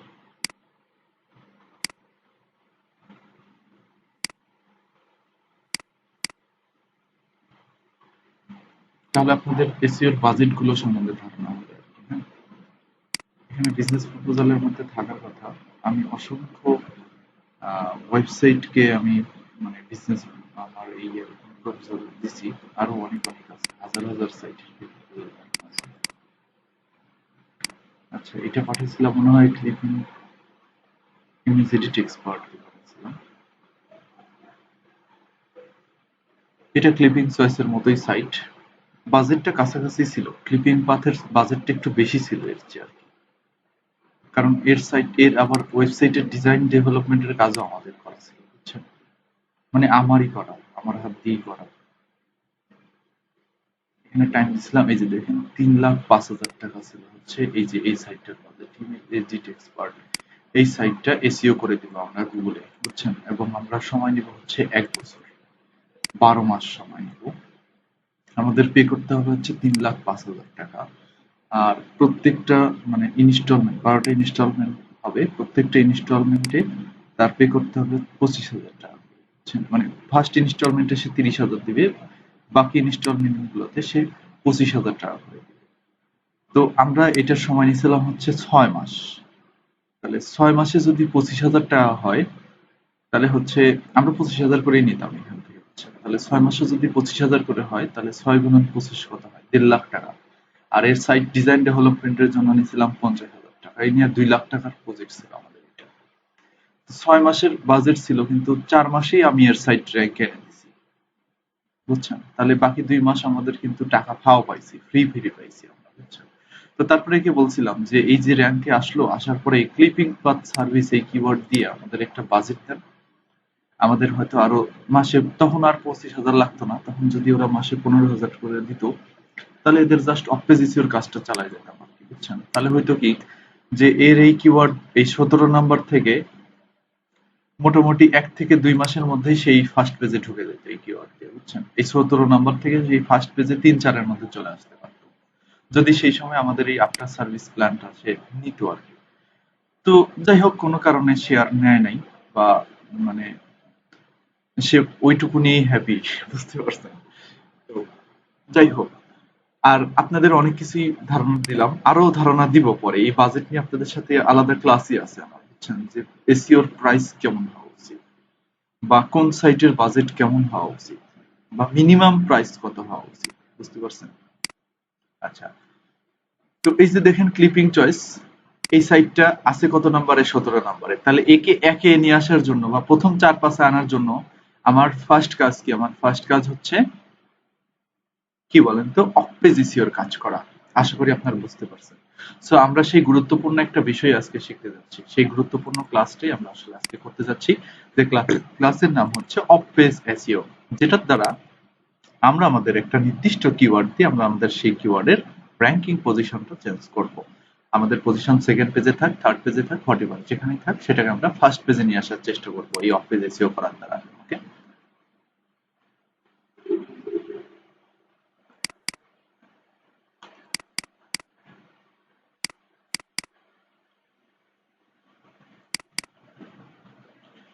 তো দেখেন অফ-পেজ এসইও কি? অফ-পেজ এসইও মূলত হচ্ছে যে অন্যরা আপনার সাইট সম্বন্ধে যা বলে সেটাই হচ্ছে অফ-পেজ এসইও। তো অফ-পেজ এসইওর মূল কাজ হচ্ছে লিঙ্ক নিয়ে মার্কেটিং করা, মানে লিঙ্কটা শেয়ার করা। তো আমার যে creativenilay.com আছে, এটা আমার সাইটটা আমি কি করছি জানেন? আমার সাইটে কিন্তু অফ-পেজ এসইও একদমই করিনি আমি। তারপরে এই যে আপনাদের দেখাতে গিয়ে আমি জাস্ট যেটুকু কাজ করছি সেটুকু। তো আমার সাইটটা আমি কিভাবে অফ-পেজ এসইও এর কাজ করি? আমি একটা বুকমার্কিং সাইটে গিয়ে আমার ওয়েবসাইটটা সাবমিট করে আসি। কোথাও একটা আর্টিকেল পাবলিশ করে সেই আর্টিকেলের মধ্যে থেকে আমার সাইটের লিংক দিয়ে আসি। তারপরে উইকিপিডিয়াতে একটা আর্টিকেল দিয়ে সেই আর্টিকেলের মধ্যে থেকে আমার সাইটের জন্য লিংক নিয়ে আসি। এরকম বিভিন্নভাবে বিভিন্ন টপিকের উপরে আমি আমার সাইটের জন্য ব্যাকলিংক নেওয়ার চেষ্টা করি বিভিন্ন জায়গা থেকে। তো অফ-পেজ এসইও হচ্ছে এটাই, ঠিক আছে? যে অন্য কতগুলো সাইটের সাথে আপনার সাইটটা লিংক করা আছে, আপনার সাইটটা কানেক্ট করা আছে, এটাই হচ্ছে অফ-পেজ এসইওর মূল কাজ। তো এখন চিন্তা করেন যে আমরা একটু এইভাবে উদাহরণ দিই যে আমাদের সমাজে তো অনেক রকমের লোক আছে, তাই না? কেউ ভালো লোক, কেউ খারাপ, বা কেউ কাউকে ভালো বলে, কেউ কাউকে খারাপ বলে। তো স্পেসিফিক কিছু লোক আছে যাদেরকে কিন্তু সবাই ভালো বলে, তাই না? তো সবাই ভালো বলার পরেই কিন্তু সে ভালো হয়। তো একজন এরকম আবার সমাজে মানুষ থাকে যারা নিজেকে ভালো বলে বেড়ায়, বিভিন্ন জায়গায় ভালো বলে বেড়ায়। তো নিজেকে যারা ভালো বলে বেড়ায় তারা তাদের কথা কিন্তু কেউ বিশ্বাস করতে চায় না। কিন্তু আরো 10 জন যখন তাকে ভালো বলে তখন কিন্তু তাকে সবাই বিশ্বাস করে যে না, তাহলে আসলেই মনে হয় এ ভালো লোক। ঠিক গুগলের আসলে সেই রকম। গুগল যখন একটা ওয়েবসাইটকে টপ 10 এর মধ্যে র্যাঙ্ক দিবে, এই যে এই টপ 10 যে পেজ আছে, এই টপ 10 পেজের মধ্যে যখন একটা সাইটকে গুগল র্যাঙ্ক দিবে, তখন এই সাইটটা আরো কতগুলো সাইটের সাথে কানেক্টেড, বা এই সাইটকে নিয়ে ইন্টারনেটে আরো অন্যান্য সাইট কি বলতেছে সেটাও গুগল ফলো করে, সেটাও গুগল দেখে। সেটা দেখার পরেই আসলে গুগল মনে করে ও আচ্ছা, তাহলে মনে হয় আসলেই ট্রাস্টেড, তখন সেই সাইটটাকে গুগল র্যাঙ্ক দেয়। তো আশা করি আপনারা অফ-পেজ এসইও করার মূল কারণটা বুঝতে পারছেন, তাই না? আচ্ছা, তো এটা কখন করব? যদি আপনি মনে করেন যে হ্যাঁ, আমার অন পেজ এসইওর কাজ শেষ, তখন কিন্তু আর চুপ করে বসে থাকলে হবে না, তখন থেকে আপনাকে অফ পেজ এসইও এর কাজ করতে হবে। আসলে এই বইটা আমার পুরো নিজের মতো করে লেখা, নিজের ভাষায় লেখা, যার কারণে হয়তো আমার কথার সাথে বইয়ের ভাষাগুলো মিলে যেতে পারে। আচ্ছা, অফ পেজ এসইওর প্রধান কাজ হচ্ছে ব্যাকলিঙ্ক তৈরি করা। কে কতভাবে ক্রিয়েটিভিটি কাজে লাগিয়ে ব্যাকলিঙ্ক তৈরি করতে পারে। তো ব্যাকলিঙ্ক কি? ব্যাকলিঙ্ক হচ্ছে অন্য একটা সাইট থেকে আপনার সাইটে লিঙ্ক নেওয়া, এটাই হচ্ছে ব্যাকলিঙ্ক। সে মনে করেন প্রথম আলোর একটা পোস্টের কমেন্টে আপনি একটা কিছু লিখলেন, লিখে আপনার সাইটের লিঙ্কটা দিয়ে আসলেন, তার মানে হচ্ছে প্রথম আলো থেকে আপনি একটা ব্যাকলিঙ্ক নিলেন। ওকে, তো এটাই হচ্ছে ব্যাকলিঙ্ক নেওয়ার ওয়ে।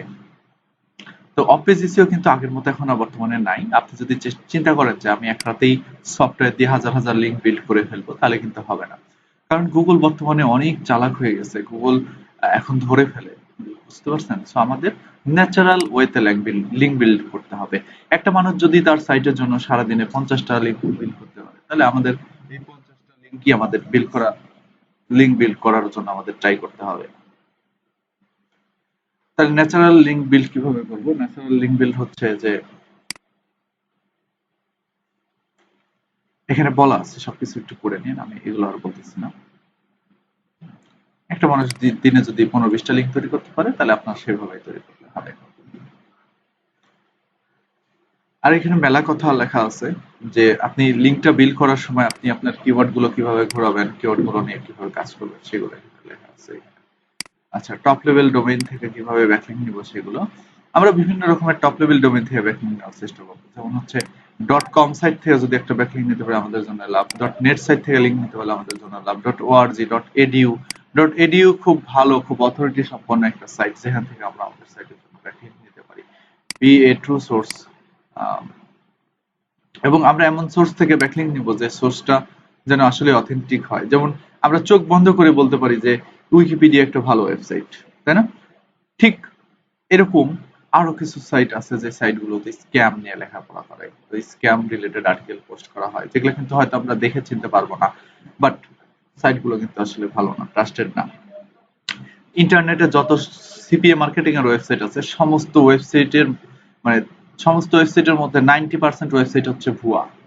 এই সমস্ত ভুয়া ওয়েবসাইট থেকে ভুলে যদি কখনো একটা ব্যাকলিঙ্ক নেন, আপনার সাইটের উপরে ব্যাড ইমপ্রেশন পড়ে যাবে। সো আপনাকে বুঝে লিঙ্ক নিতে হবে যে কোথা থেকে আমি লিঙ্ক নিচ্ছি, ঠিক আছে? আচ্ছা, আর কোথাও কমেন্ট করে ব্যাকলিঙ্ক নেওয়ার চিন্তা ভাবনা মাথায় আনা যাবে না। আমাদের চেষ্টা করতে হবে যে একটু কন্টেক্সচুয়াল ব্যাকলিঙ্ক করা, মানে কোথাও কন্টেন্ট দিয়ে সেই কন্টেন্টের মধ্যে থেকে আমাদের সাইটের জন্য লিঙ্ক নেওয়া। তারপরে লিঙ্ক পপুলারিটি কি? লিঙ্ক পপুলারিটি হচ্ছে যে ইন্টারনেটে এমন অনেক ওয়েবসাইট, মানে এমন অনেক আপনার সাইটে এমন এমন অনেক ব্যাকলিঙ্ক আছে যে ব্যাকলিঙ্ক গুলো আপনি দেখে দেখে নিছেন যে ব্যাকলিঙ্কের পেজের কোয়ালিটি কেমন, অ্যাঙ্কর টেক্সট হিসেবে কি নিছেন, এবং সবচেয়ে গুরুত্বপূর্ণ হচ্ছে যে আপনি যে পেজ থেকে লিঙ্ক করেছেন সেই পেজের সাথে আপনার সাইটের প্রাসঙ্গিকতা কতখানি, এটা বুঝতে হবে। সে মনে করেন যে আমি উদাহরণ দিই, ট্রিপ অ্যাডভাইজার। ট্রিপ অ্যাডভাইজার হচ্ছে ওয়ার্ল্ডের মধ্যে সবচেয়ে বড় ট্রাভেল ব্লগ, বা বলতে পারেন যে এটা ট্রাভেল সার্চ ইঞ্জিন। ওকে, তো আপনার যদি একটা ওয়েবসাইট থেকে থাকে যে ওয়েবসাইটটাতে আপনি ট্রাভেল রিলেটেড কিওয়ার্ড দিয়ে র্যাঙ্ক চাচ্ছেন, তাহলে সেই ওয়েবসাইটের জন্য আপনি ট্রিপ অ্যাডভাইজারে ব্যাকলিঙ্ক করার চেষ্টা করবেন। তো এই ট্রিপ অ্যাডভাইজার থেকে যদি আপনি ব্যাকলিঙ্ক পান, তাহলে আপনার ওয়েবসাইটে অনেক এগিয়ে যাবে। বিলিভ করেন, আপনার ওয়েবসাইটটা অনেক এগিয়ে যাবে এবং গুগল বুঝবে যে ট্রিপ অ্যাডভাইজারের মতো একটা ট্রাস্টেড সাইট থেকে আপনি ব্যাকলিঙ্ক পাইছেন। এখন বলতে পারেন যে আমি এখান থেকে ব্যাকলিঙ্ক কিভাবে নিব? এখান থেকে ব্যাকলিঙ্ক নেওয়ার ওয়েটা কি? এই যে দেখেন এখানে পোস্ট অপশন আছে, দেখছেন? এখান থেকে আপনি কিন্তু পোস্ট করতে পারেন। পোস্ট করে সেই পোস্টের মধ্যে থেকে আপনি ব্যাকলিঙ্ক নিতে পারেন। পোস্ট করার সময় জাস্ট আপনার সাইটের ইউআরএলটা পোস্টের মধ্যে দিয়ে দিবেন, তাহলেই হয়ে যাবে। তাহলে আপনি ট্রিপ অ্যাডভাইজার থেকে একটা ব্যাকলিঙ্ক পেয়ে যাবেন, ঠিক আছে? তো এইভাবে আপনি ট্রিপ অ্যাডভাইজার থেকে লিঙ্ক নিতে পারেন। এখন আপনি চিন্তা করেন যে ট্রাভেল সাইট, ধরেন আমি অবকাশের কথাই বলি। অবকাশের ওয়েবসাইটটা আমি যখন গুগলের ফার্স্ট পেজে র্যাঙ্ক করাই, তখন অবকাশের জন্য কিন্তু আমি ট্রিপ অ্যাডভাইজারে ব্যাকলিঙ্ক করছিলাম, কারণ অবকাশ হচ্ছে একটা ট্রাভেল এজেন্সি, ট্রিপ অ্যাডভাইজারও একটা ট্রাভেল অপারেটর বা একটা ট্রাভেল মানে সার্চ ইঞ্জিন। সো এটার সাথে এটার প্রাসঙ্গিকতা কিন্তু 100-এ 100 মিলে যায়। বাট আমি যদি একটা মানে রেস্টুরেন্টের ওয়েবসাইটে গিয়ে এই অবকাশের জন্য ব্যাকলিঙ্ক নিই, তাহলে আমার কতটুকু প্রাসঙ্গিক হবে? কারণ রেস্টুরেন্টের সাথে তো ট্রাভেলের কোনো মিলই নাই, তাই না? অথবা ধরেন আমি গ্রাফিক্স ডিজাইনের একটা সাইট থেকে ব্যাকলিঙ্ক নিলাম অবকাশের জন্য, তাহলে হলো কি ওই টপিকই তো মিলল না।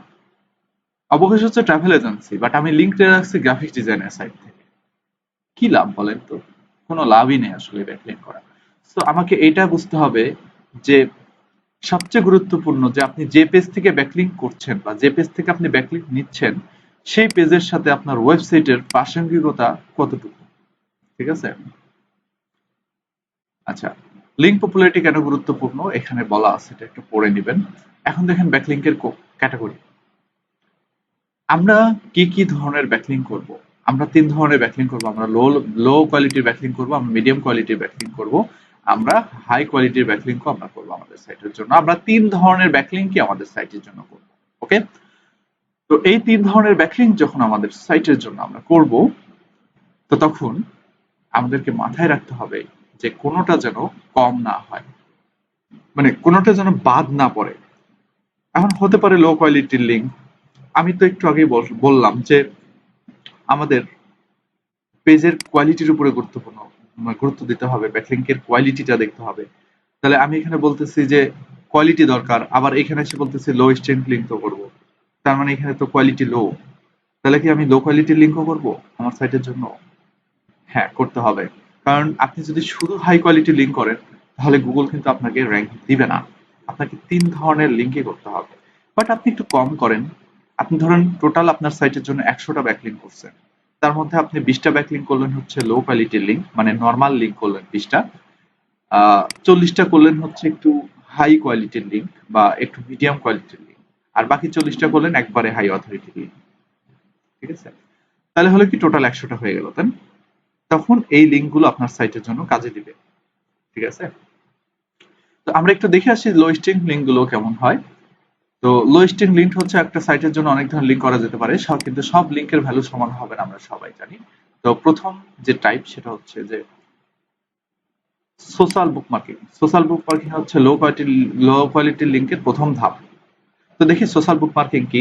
সোশ্যাল বুকমার্কিং হচ্ছে যে যারা ইন্টারনেটে ঘুরে করেন বুকমার্কিং শব্দটা শোনেন এরকম লোক কম পাওয়া যাবে আসলে। কারণ দেখেন আমরা এই যে এই সাইটটা যদি আমাদের পছন্দ হয় তাহলে আমরা কিন্তু আমাদের এখান থেকে আমাদের ক্রোমে বুকমার্ক করে রাখতেছি, তাই না? ঠিক সেরকম ভাবে ইন্টারনেটে এমন এমন ওয়েবসাইট আছে যে সমস্ত ওয়েবসাইট আরেকজনের পেজকে তাদের হোম পেজে বুকমার্ক করে রাখার জায়গা দেয়। ব্যাপারটা কেমন মজার, তাই না? খুবই মজার একটা ব্যাপার। তো এখানে খেয়াল করে দেখেন, আহ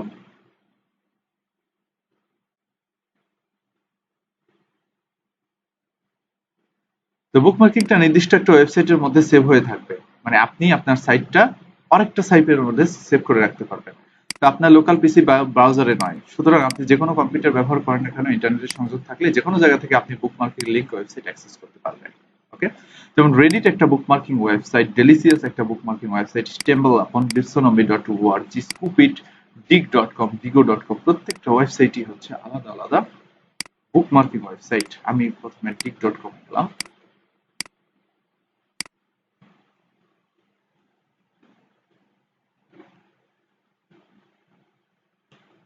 এই যে দেখছেন dig.com এর হোম পেজে আমরা যে লিঙ্ক গুলো দেখতেছি, এই লিঙ্ক গুলো এই যে এটা কিন্তু এক একটা লিঙ্ক, হ্যাঁ, এই লিঙ্ক গুলো কিন্তু একটাও এই dig.com এর নিজের না, এগুলো কিন্তু অন্য মানুষ এসে অন্য ওয়েবসাইট গুলো এসে এখানে লিঙ্ক গুলো এড করে গেছে। ওকে? তার মানে এই লিঙ্ক গুলো এখানে বুকমার্ক করে গেছে। এটাই হচ্ছে সোশ্যাল বুকমার্কিং, যে এরকম একটা ওয়েবসাইট যে সাইটের মধ্যে আমরা আমাদের পেজগুলো তাদের হোম পেজের মধ্যে বুকমার্ক করে রাখতে পারবো। এই সাইটের ভিজিটর কিন্তু অনেক ভিজিটর আছে এবং সেই ভিজিটর গুলো আমাদের এই সাইটটাতে ক্লিক করে বা এই পেজে ক্লিক করে আমাদের সাইটে যেন চলে যেতে পারে সেই ব্যবস্থা করতে হবে। এখানে যদি কেউ ক্লিক করে দেখেন এখানে কিন্তু আরেকটা সাইটে চলে যাবে। ঠিক আছে? আরেকটা পেজে চলে যাবে, সেই পেজ থেকে আমরা এখান থেকে ওপেন করতে পারবো আরেকটা লিঙ্ক, বা ইউটিউবের ভিডিওর সাথে লিঙ্ক করা আছে এটা, বুঝতে পারছেন? তো এরকম ভাবে একটা সাইটে আমি বুকমার্ক করে আপনাদেরকে দেখাচ্ছি, যেমন এই যে বিশ্বনামা, এখানে .com না, এটা .org হবে। আগে .com ছিল, এটার ডোমেইনটা চেঞ্জ করছে যার কারণে এটা এরকম দেখাচ্ছে। এটা হবে হচ্ছে .org। আমি বিশ্বনবী.org তে ক্লিক করলাম, এটা একটা সোশ্যাল বুকমার্কিং ওয়েবসাইট। তো এই যে দেখেন বিশ্বনবীর হোম পেজে আমরা যে পেজ গুলো দেখতে পাচ্ছি এই একটা পেজও কিন্তু এই বিশ্বনবীর না। এখন হতে পারে যে আরেকটা বিষয়, মানে ব্যাকলিংক নেওয়ার আগে বা একটা জায়গায় আপনার সাইটটা সাবমিট করার আগে খেয়াল করে দেখবেন যে যে সাইটের মধ্যে আপনার সাইটটা সাবমিট করতেছেন বা যে সাইট থেকে আপনি ব্যাকলিংক নিচ্ছেন সেই সাইটটা আসলে কেমন, সেই সাইটটার অথরিটি কেমন, সেই সাইটটা ট্রাস্টেড কিনা এগুলো দেখে নেবেন। ঠিক আছে, তাহলে আমরা কাজ করি, আমরা আপনাদের মনে হয় মজের সাথে আমি পরিচয় করাই দিচ্ছি, তাই না? তো প্রথমে করবেন কি, এই moj.com এ একটা অ্যাকাউন্ট খুলে নেবেন। অ্যাকাউন্ট খুলে নেওয়ার পরে এই মজের মধ্যে লগ ইন করবেন।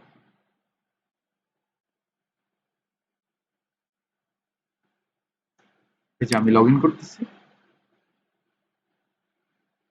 আচ্ছা, যখন লগ ইন করা হয়ে যাবে তখন এখান থেকে ক্রোমের এক্সটেনশনে যাবেন, মোর টুলস এক্সটেনশন। যাওয়ার পর এই যে এখানে ক্রোম ওয়েব স্টোর আছে, ক্রোম ওয়েব স্টোরের মধ্যে ঢুকে যাবেন। ক্রোম ওয়েব স্টোরের মধ্যে ঢুকে এখানে সার্চ করবেন হচ্ছে মজ বার। মজ বার সার্চ করার পরে এক্সটেনশনটা ক্রোমের সাথে অ্যাড করে নেবেন। আমি অ্যাড করে রাখছি এখানে, দেখেন আমার উপরে কিন্তু অ্যাড করা আছে এটা। এই যে মজ বার, ঠিক আছে, মজ বারটা অ্যাড করে রাখছি। তো এই মজ বারের মাধ্যমে আমি বুঝতে পারবো যে বিশ্বনবী যে সাইটটাতে আমরা ব্যাকলিংক দিচ্ছি এই সাইটটা কেমন আসলে। জাস্ট এখানে মজ বারের উপরে ক্লিক করলেই এই সাইটের নিচ দিয়ে এই যে চলে আসবে এই বিশ্বনবী.org, যে সাইটটার পেজ অথরিটি কেমন, এই সাইটটার ডোমেইন অথরিটি কেমন।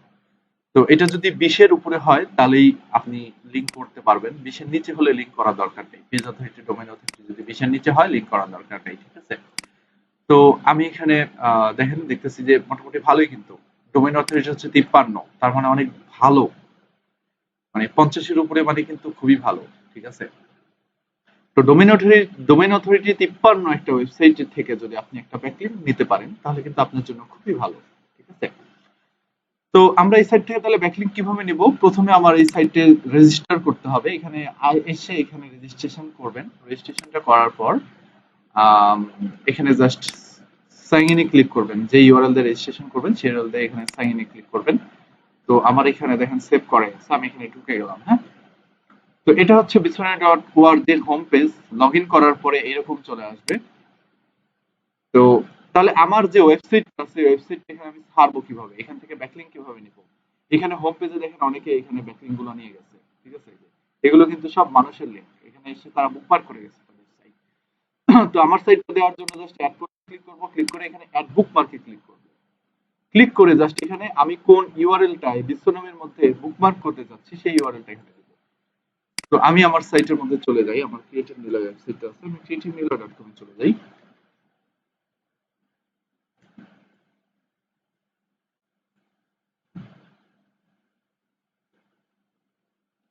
তো আমার হোম পেজটা আসলে এখানে বুকমার্ক করা হয়ে গেছে, অ্যাবাউট অফ পেজের বুকমার্ক করা হয়ে গেছে। আমি এখন আমার অন্য একটা পেজ বুকমার্ক করি। আপনি চাইলে যে কোনো পেজ আপনার বুকমার্ক করতে পারবেন এই সাইটের মধ্যে। আমি আমার এসইও সার্ভিস প্রোভাইডার কোম্পানি এটাকে বুকমার্ক করতেছি। এখান থেকে জাস্ট ইউআরএলটা পেস্ট করব, কন্টিনিউতে ক্লিক করব।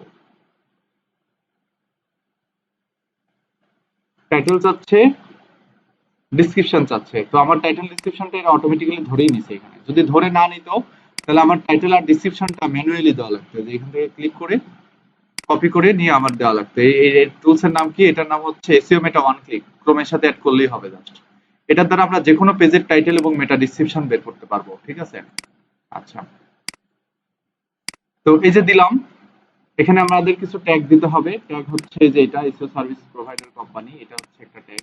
ট্যাগ মানে হচ্ছে কিওয়ার্ড, সার্চ টার্ম, এটাই দিলাম। দেওয়ার পরে ভিজিবিলিটি সেটিং পাবলিক। ঠিক আছে, এখানে ক্যাপচারটা সিলেক্ট করি। ক্যাপচারটা সিলেক্ট করার পরে জাস্ট এখানে সেভ, ক্লিয়ার হয়ে গেল। দেখছেন এই যে চলে আসছে, কিন্তু অন্যদের মতো আমার এটাও চলে আসছে। তো আমি বিশ্বনামী.org নামের একটা ওয়েবসাইট, যে ওয়েবসাইটের ডোমেইন অথরিটি হচ্ছে 53, সেই সাইট থেকে আমার সাইটের জন্য একটা ব্যাকলিংক নিয়ে নিলাম। কিভাবে নিলাম দেখেন, এখানে যদি একটা ক্লিক করি তাহলে কিন্তু আমার ক্রিয়েটিভ নীলার সেই পেজে চলে যাবে। ক্লিয়ার, তার মানে অলরেডি আমার সাইটটা এই বিশ্বনামের সাথে কানেক্ট হয়ে গেছে। তো এইভাবে আমরা বিভিন্ন সোশ্যাল বুকমার্কিং ওয়েবসাইট থেকে আমরা ব্যাকলিংক দিতে পারবো আমাদের সাইটের জন্য। তো এখন কথা হচ্ছে যে এখানে আরেকটু ভালোভাবে পড়বেন। এরকম আরো অনেক ভালো সাইট আছে যেখানে আমরা আমাদের ওয়েবসাইট বুকমার্ক করতে পারবো। তো বলে রেখে ভালো, অনেক সময় বিভিন্ন ভালো সাইটের ডোমেইন চেঞ্জ হয়ে যায়। কিছু আপডেট বুকমার্কিং সাইট খুঁজে পাওয়ার সহজ উপায় আপনাদের সাথে শেয়ার করতেছি।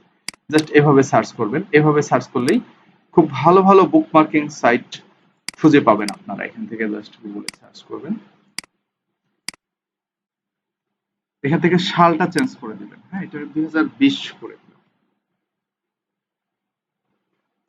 তাহলে 2020 সালের ওয়ার্কিং সোশ্যাল বুকমার্কিং সাইটের লিস্ট, এখানে প্রত্যেকটা সাইটের মধ্যে গেলে আমরা লিস্ট পাবো, ঠিক আছে। তো এখান থেকে লিস্টটা ধরে ধরে আমাদের সাইট খুঁজে বের করে করে সেই সমস্ত সাইটে আমাদের ব্যাকলিংক করতে হবে, ঠিক আছে। অথবা আমি আপনাদের সাথে আরেকটা সাইট খুঁজে মানে শেয়ার করতেছি, এই সাইটের নাম হচ্ছে এসইও খাজানা।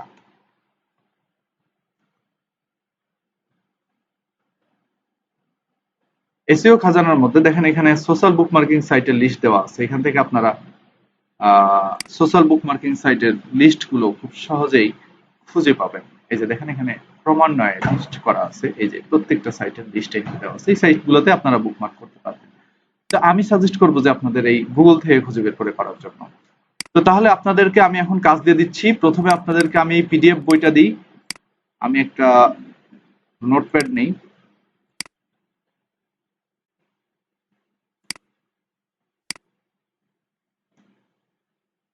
প্রথমে পিডিএফ বইটা দিই, দ্বিতীয় হচ্ছে যে আমি আপনাদেরকে 8টা ওয়েবসাইটের লিস্ট দিব এখন। এই 8টা ওয়েবসাইটের মানে আমি আপনাদেরকে 8টা প্রজেক্ট দিব, এই 8টা প্রজেক্টের জন্য আপনাদের প্রত্যেকে 10টা 10টা করে সোশ্যাল বুকমার্কিং করবেন।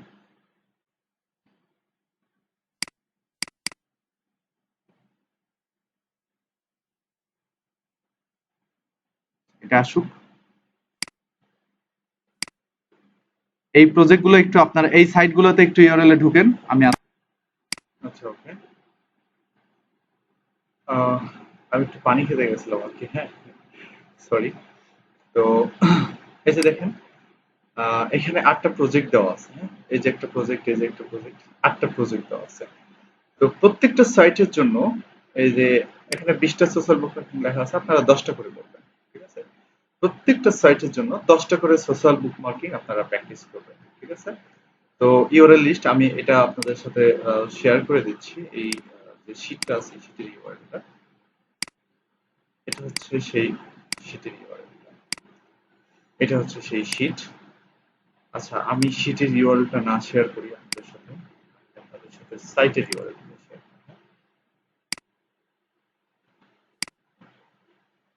শীটের ইউআরএলটা অ্যাক্সেস আপনারা পরে পাবেন, আরো পরে আপনারা আরো ভালো করে কাজ শিখবেন।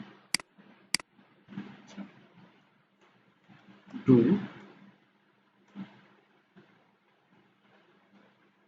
Social bookmarking for this websites.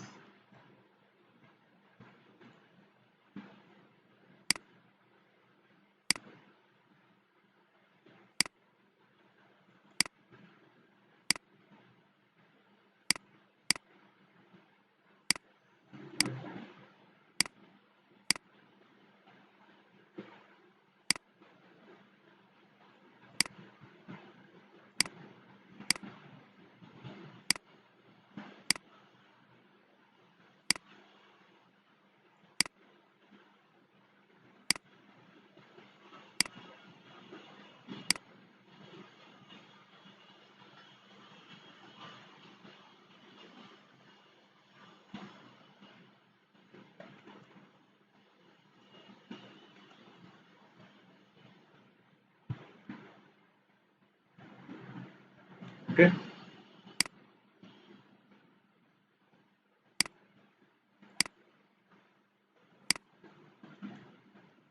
Then social bookmarking. Links website. আর এটা হচ্ছে পিডিএফ পিডিএফ একবারে টোটালি যে যে ব্যাকলিংকের মানে কাজ আপনাদের দেখাবো সেই সমস্ত ব্যাকলিংকেরই প্র্যাকটিস আপনাদের ওই দিনই করতে হবে, ঠিক আছে। তো এটা আজকে রাত্রের মধ্যে করবেন, 10টা সোশ্যাল বুকমার্কিং মানে প্রত্যেকটা সাইটের জন্য 10টা 10টা করে সোশ্যাল বুকমার্কিং করবেন, 10টা সাইটে, একটা সাইটে 10টা না কিন্তু, ঠিক এই বিশ্বনমের মতোই আরো অনেক অনেক ওয়েবসাইট আছে সোশ্যাল বুকমার্কিং। কিভাবে খুঁজে বের করতে হয় সেটা তো দেখাই দিলাম, যে এই যে এইভাবে খুঁজে বের করতে হয়। এখান থেকে জাস্ট আমি যদি এই লিঙ্কটাই ওপেন করি তাহলে এখান থেকে আমি দেখি লিঙ্কটা দেখেন। এই লিঙ্কটার মধ্যে দেখেন যে কতগুলো সাইটের লিঙ্ক দেওয়া আছে, এখানেই তো টপ 10 দেওয়া আছে। আচ্ছা, রেডিট আপনারা করতে পারবেন না, রেডিটটা বাদ দিয়ে করেন, হ্যাঁ। আচ্ছা, এই যে টামলার আছে, পিটারেস্ট আছে, ব্লার্ক আছে, স্টেম্বলাপান আছে, স্কুপিট আছে, ফ্লিপবোর্ড আছে, মাই স্পেস আছে, স্ল্যাশ ডট ওয়ার্ক, যেটা খুব অথরিটি সম্পন্ন একটা সাইট, এখানে বুকমার্কিং করতে পারলে খুবই ভালো। হ্যাঁ, হ্যাঁ, ফার্ক ডট কম আছে, এটা প্রত্যেকটা সাইট থেকে বুকমার্ক করতে পারবেন। তো এটা আপনারা দেখেন, যদি কোনো প্রশ্ন থাকে আমাকে এখনই করেন। একটু 2 মিনিট আপনাদেরকে এটা দেখার সময় দিলাম আমি, ঠিক আছে? 2 মিনিট দেখেন। আচ্ছা, আর আছে আছে কারো কোনো কোশ্চেন? এটা কিভাবে করবেন, কোথা থেকে করবেন, একটা করে দেখাই দিলাম, বাকিগুলো আপনারা করবেন। আর আমি এটাও বলে দিচ্ছি যে প্রত্যেকটা সাইটে রেজিস্ট্রেশন সিস্টেম ডিফারেন্ট ডিফারেন্ট। প্রত্যেকটা সাইটে ওয়েবসাইট সাবমিট করার সিস্টেম ডিফারেন্ট ডিফারেন্ট। সো আপনাদেরকে আরো স্টাডি করতে হবে, স্টাডি করে তারপরে করতে হবে এই কাজগুলো, ঠিক আছে? যেমন স্কুপিটে যাবেন, গিয়ে দেখবেন যে এখানে ওই আমরা যেমন বিশ্বনমিতে আমরা লিঙ্ক সাবমিট করার জন্য এখানে অ্যাড বুকমার্ক কথাটা পেলাম, বাট এখানে কিন্তু এই কথাটা থাকবে না আর কি। হয়ে গেল, এই সাইটের মধ্যে এটা থাকবে না, এখানে থাকবে স্কুপিট বা নিউ স্কুপ, এটা লেখা থাকবে। তারপরে এই সাইটে যাবেন প্লাগ ডট কম, এখানে হয়তো বা অ্যাড সাইট লেখা থাকতে পারে, পিন্টারেস্টে অ্যাড ইমেজ কথাটা লেখা থাকতে পারে, মাই স্পেসে অন্যরকম, স্ল্যাশ ডটে সাবমিট ওয়েবসাইট কথা লেখা আছে, ফার্কে সাবমিট ওয়েবসাইট কথা লেখা আছে। হুম, হুম।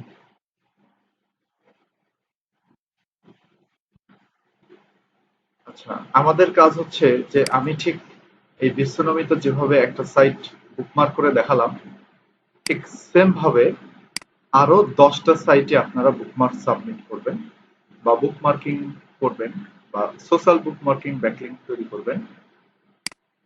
কোন সাইটগুলোর জন্য? এই সাইটগুলোর জন্য, ঠিক আছে? আর এটা হচ্ছে আমার সেই পিডিএফ বইয়ের রেফারেন্স। এটা ওপেন করলে আপনারা আমার পিডিএফ বইটা পাবেন। আমার পিডিএফ বইয়ের মধ্যে এই মোটামুটি সবকিছু বলা আছে। আরো ডিটেলসে যদি জানতে চান তাহলে আপনারা চাইলে ইউটিউবে হেল্প নিতে পারেন। ইউটিউবে আমি জানি না যে ইউটিউবে এই বিষয়ের উপরে কোনো ভিডিও দেওয়া আছে কিনা।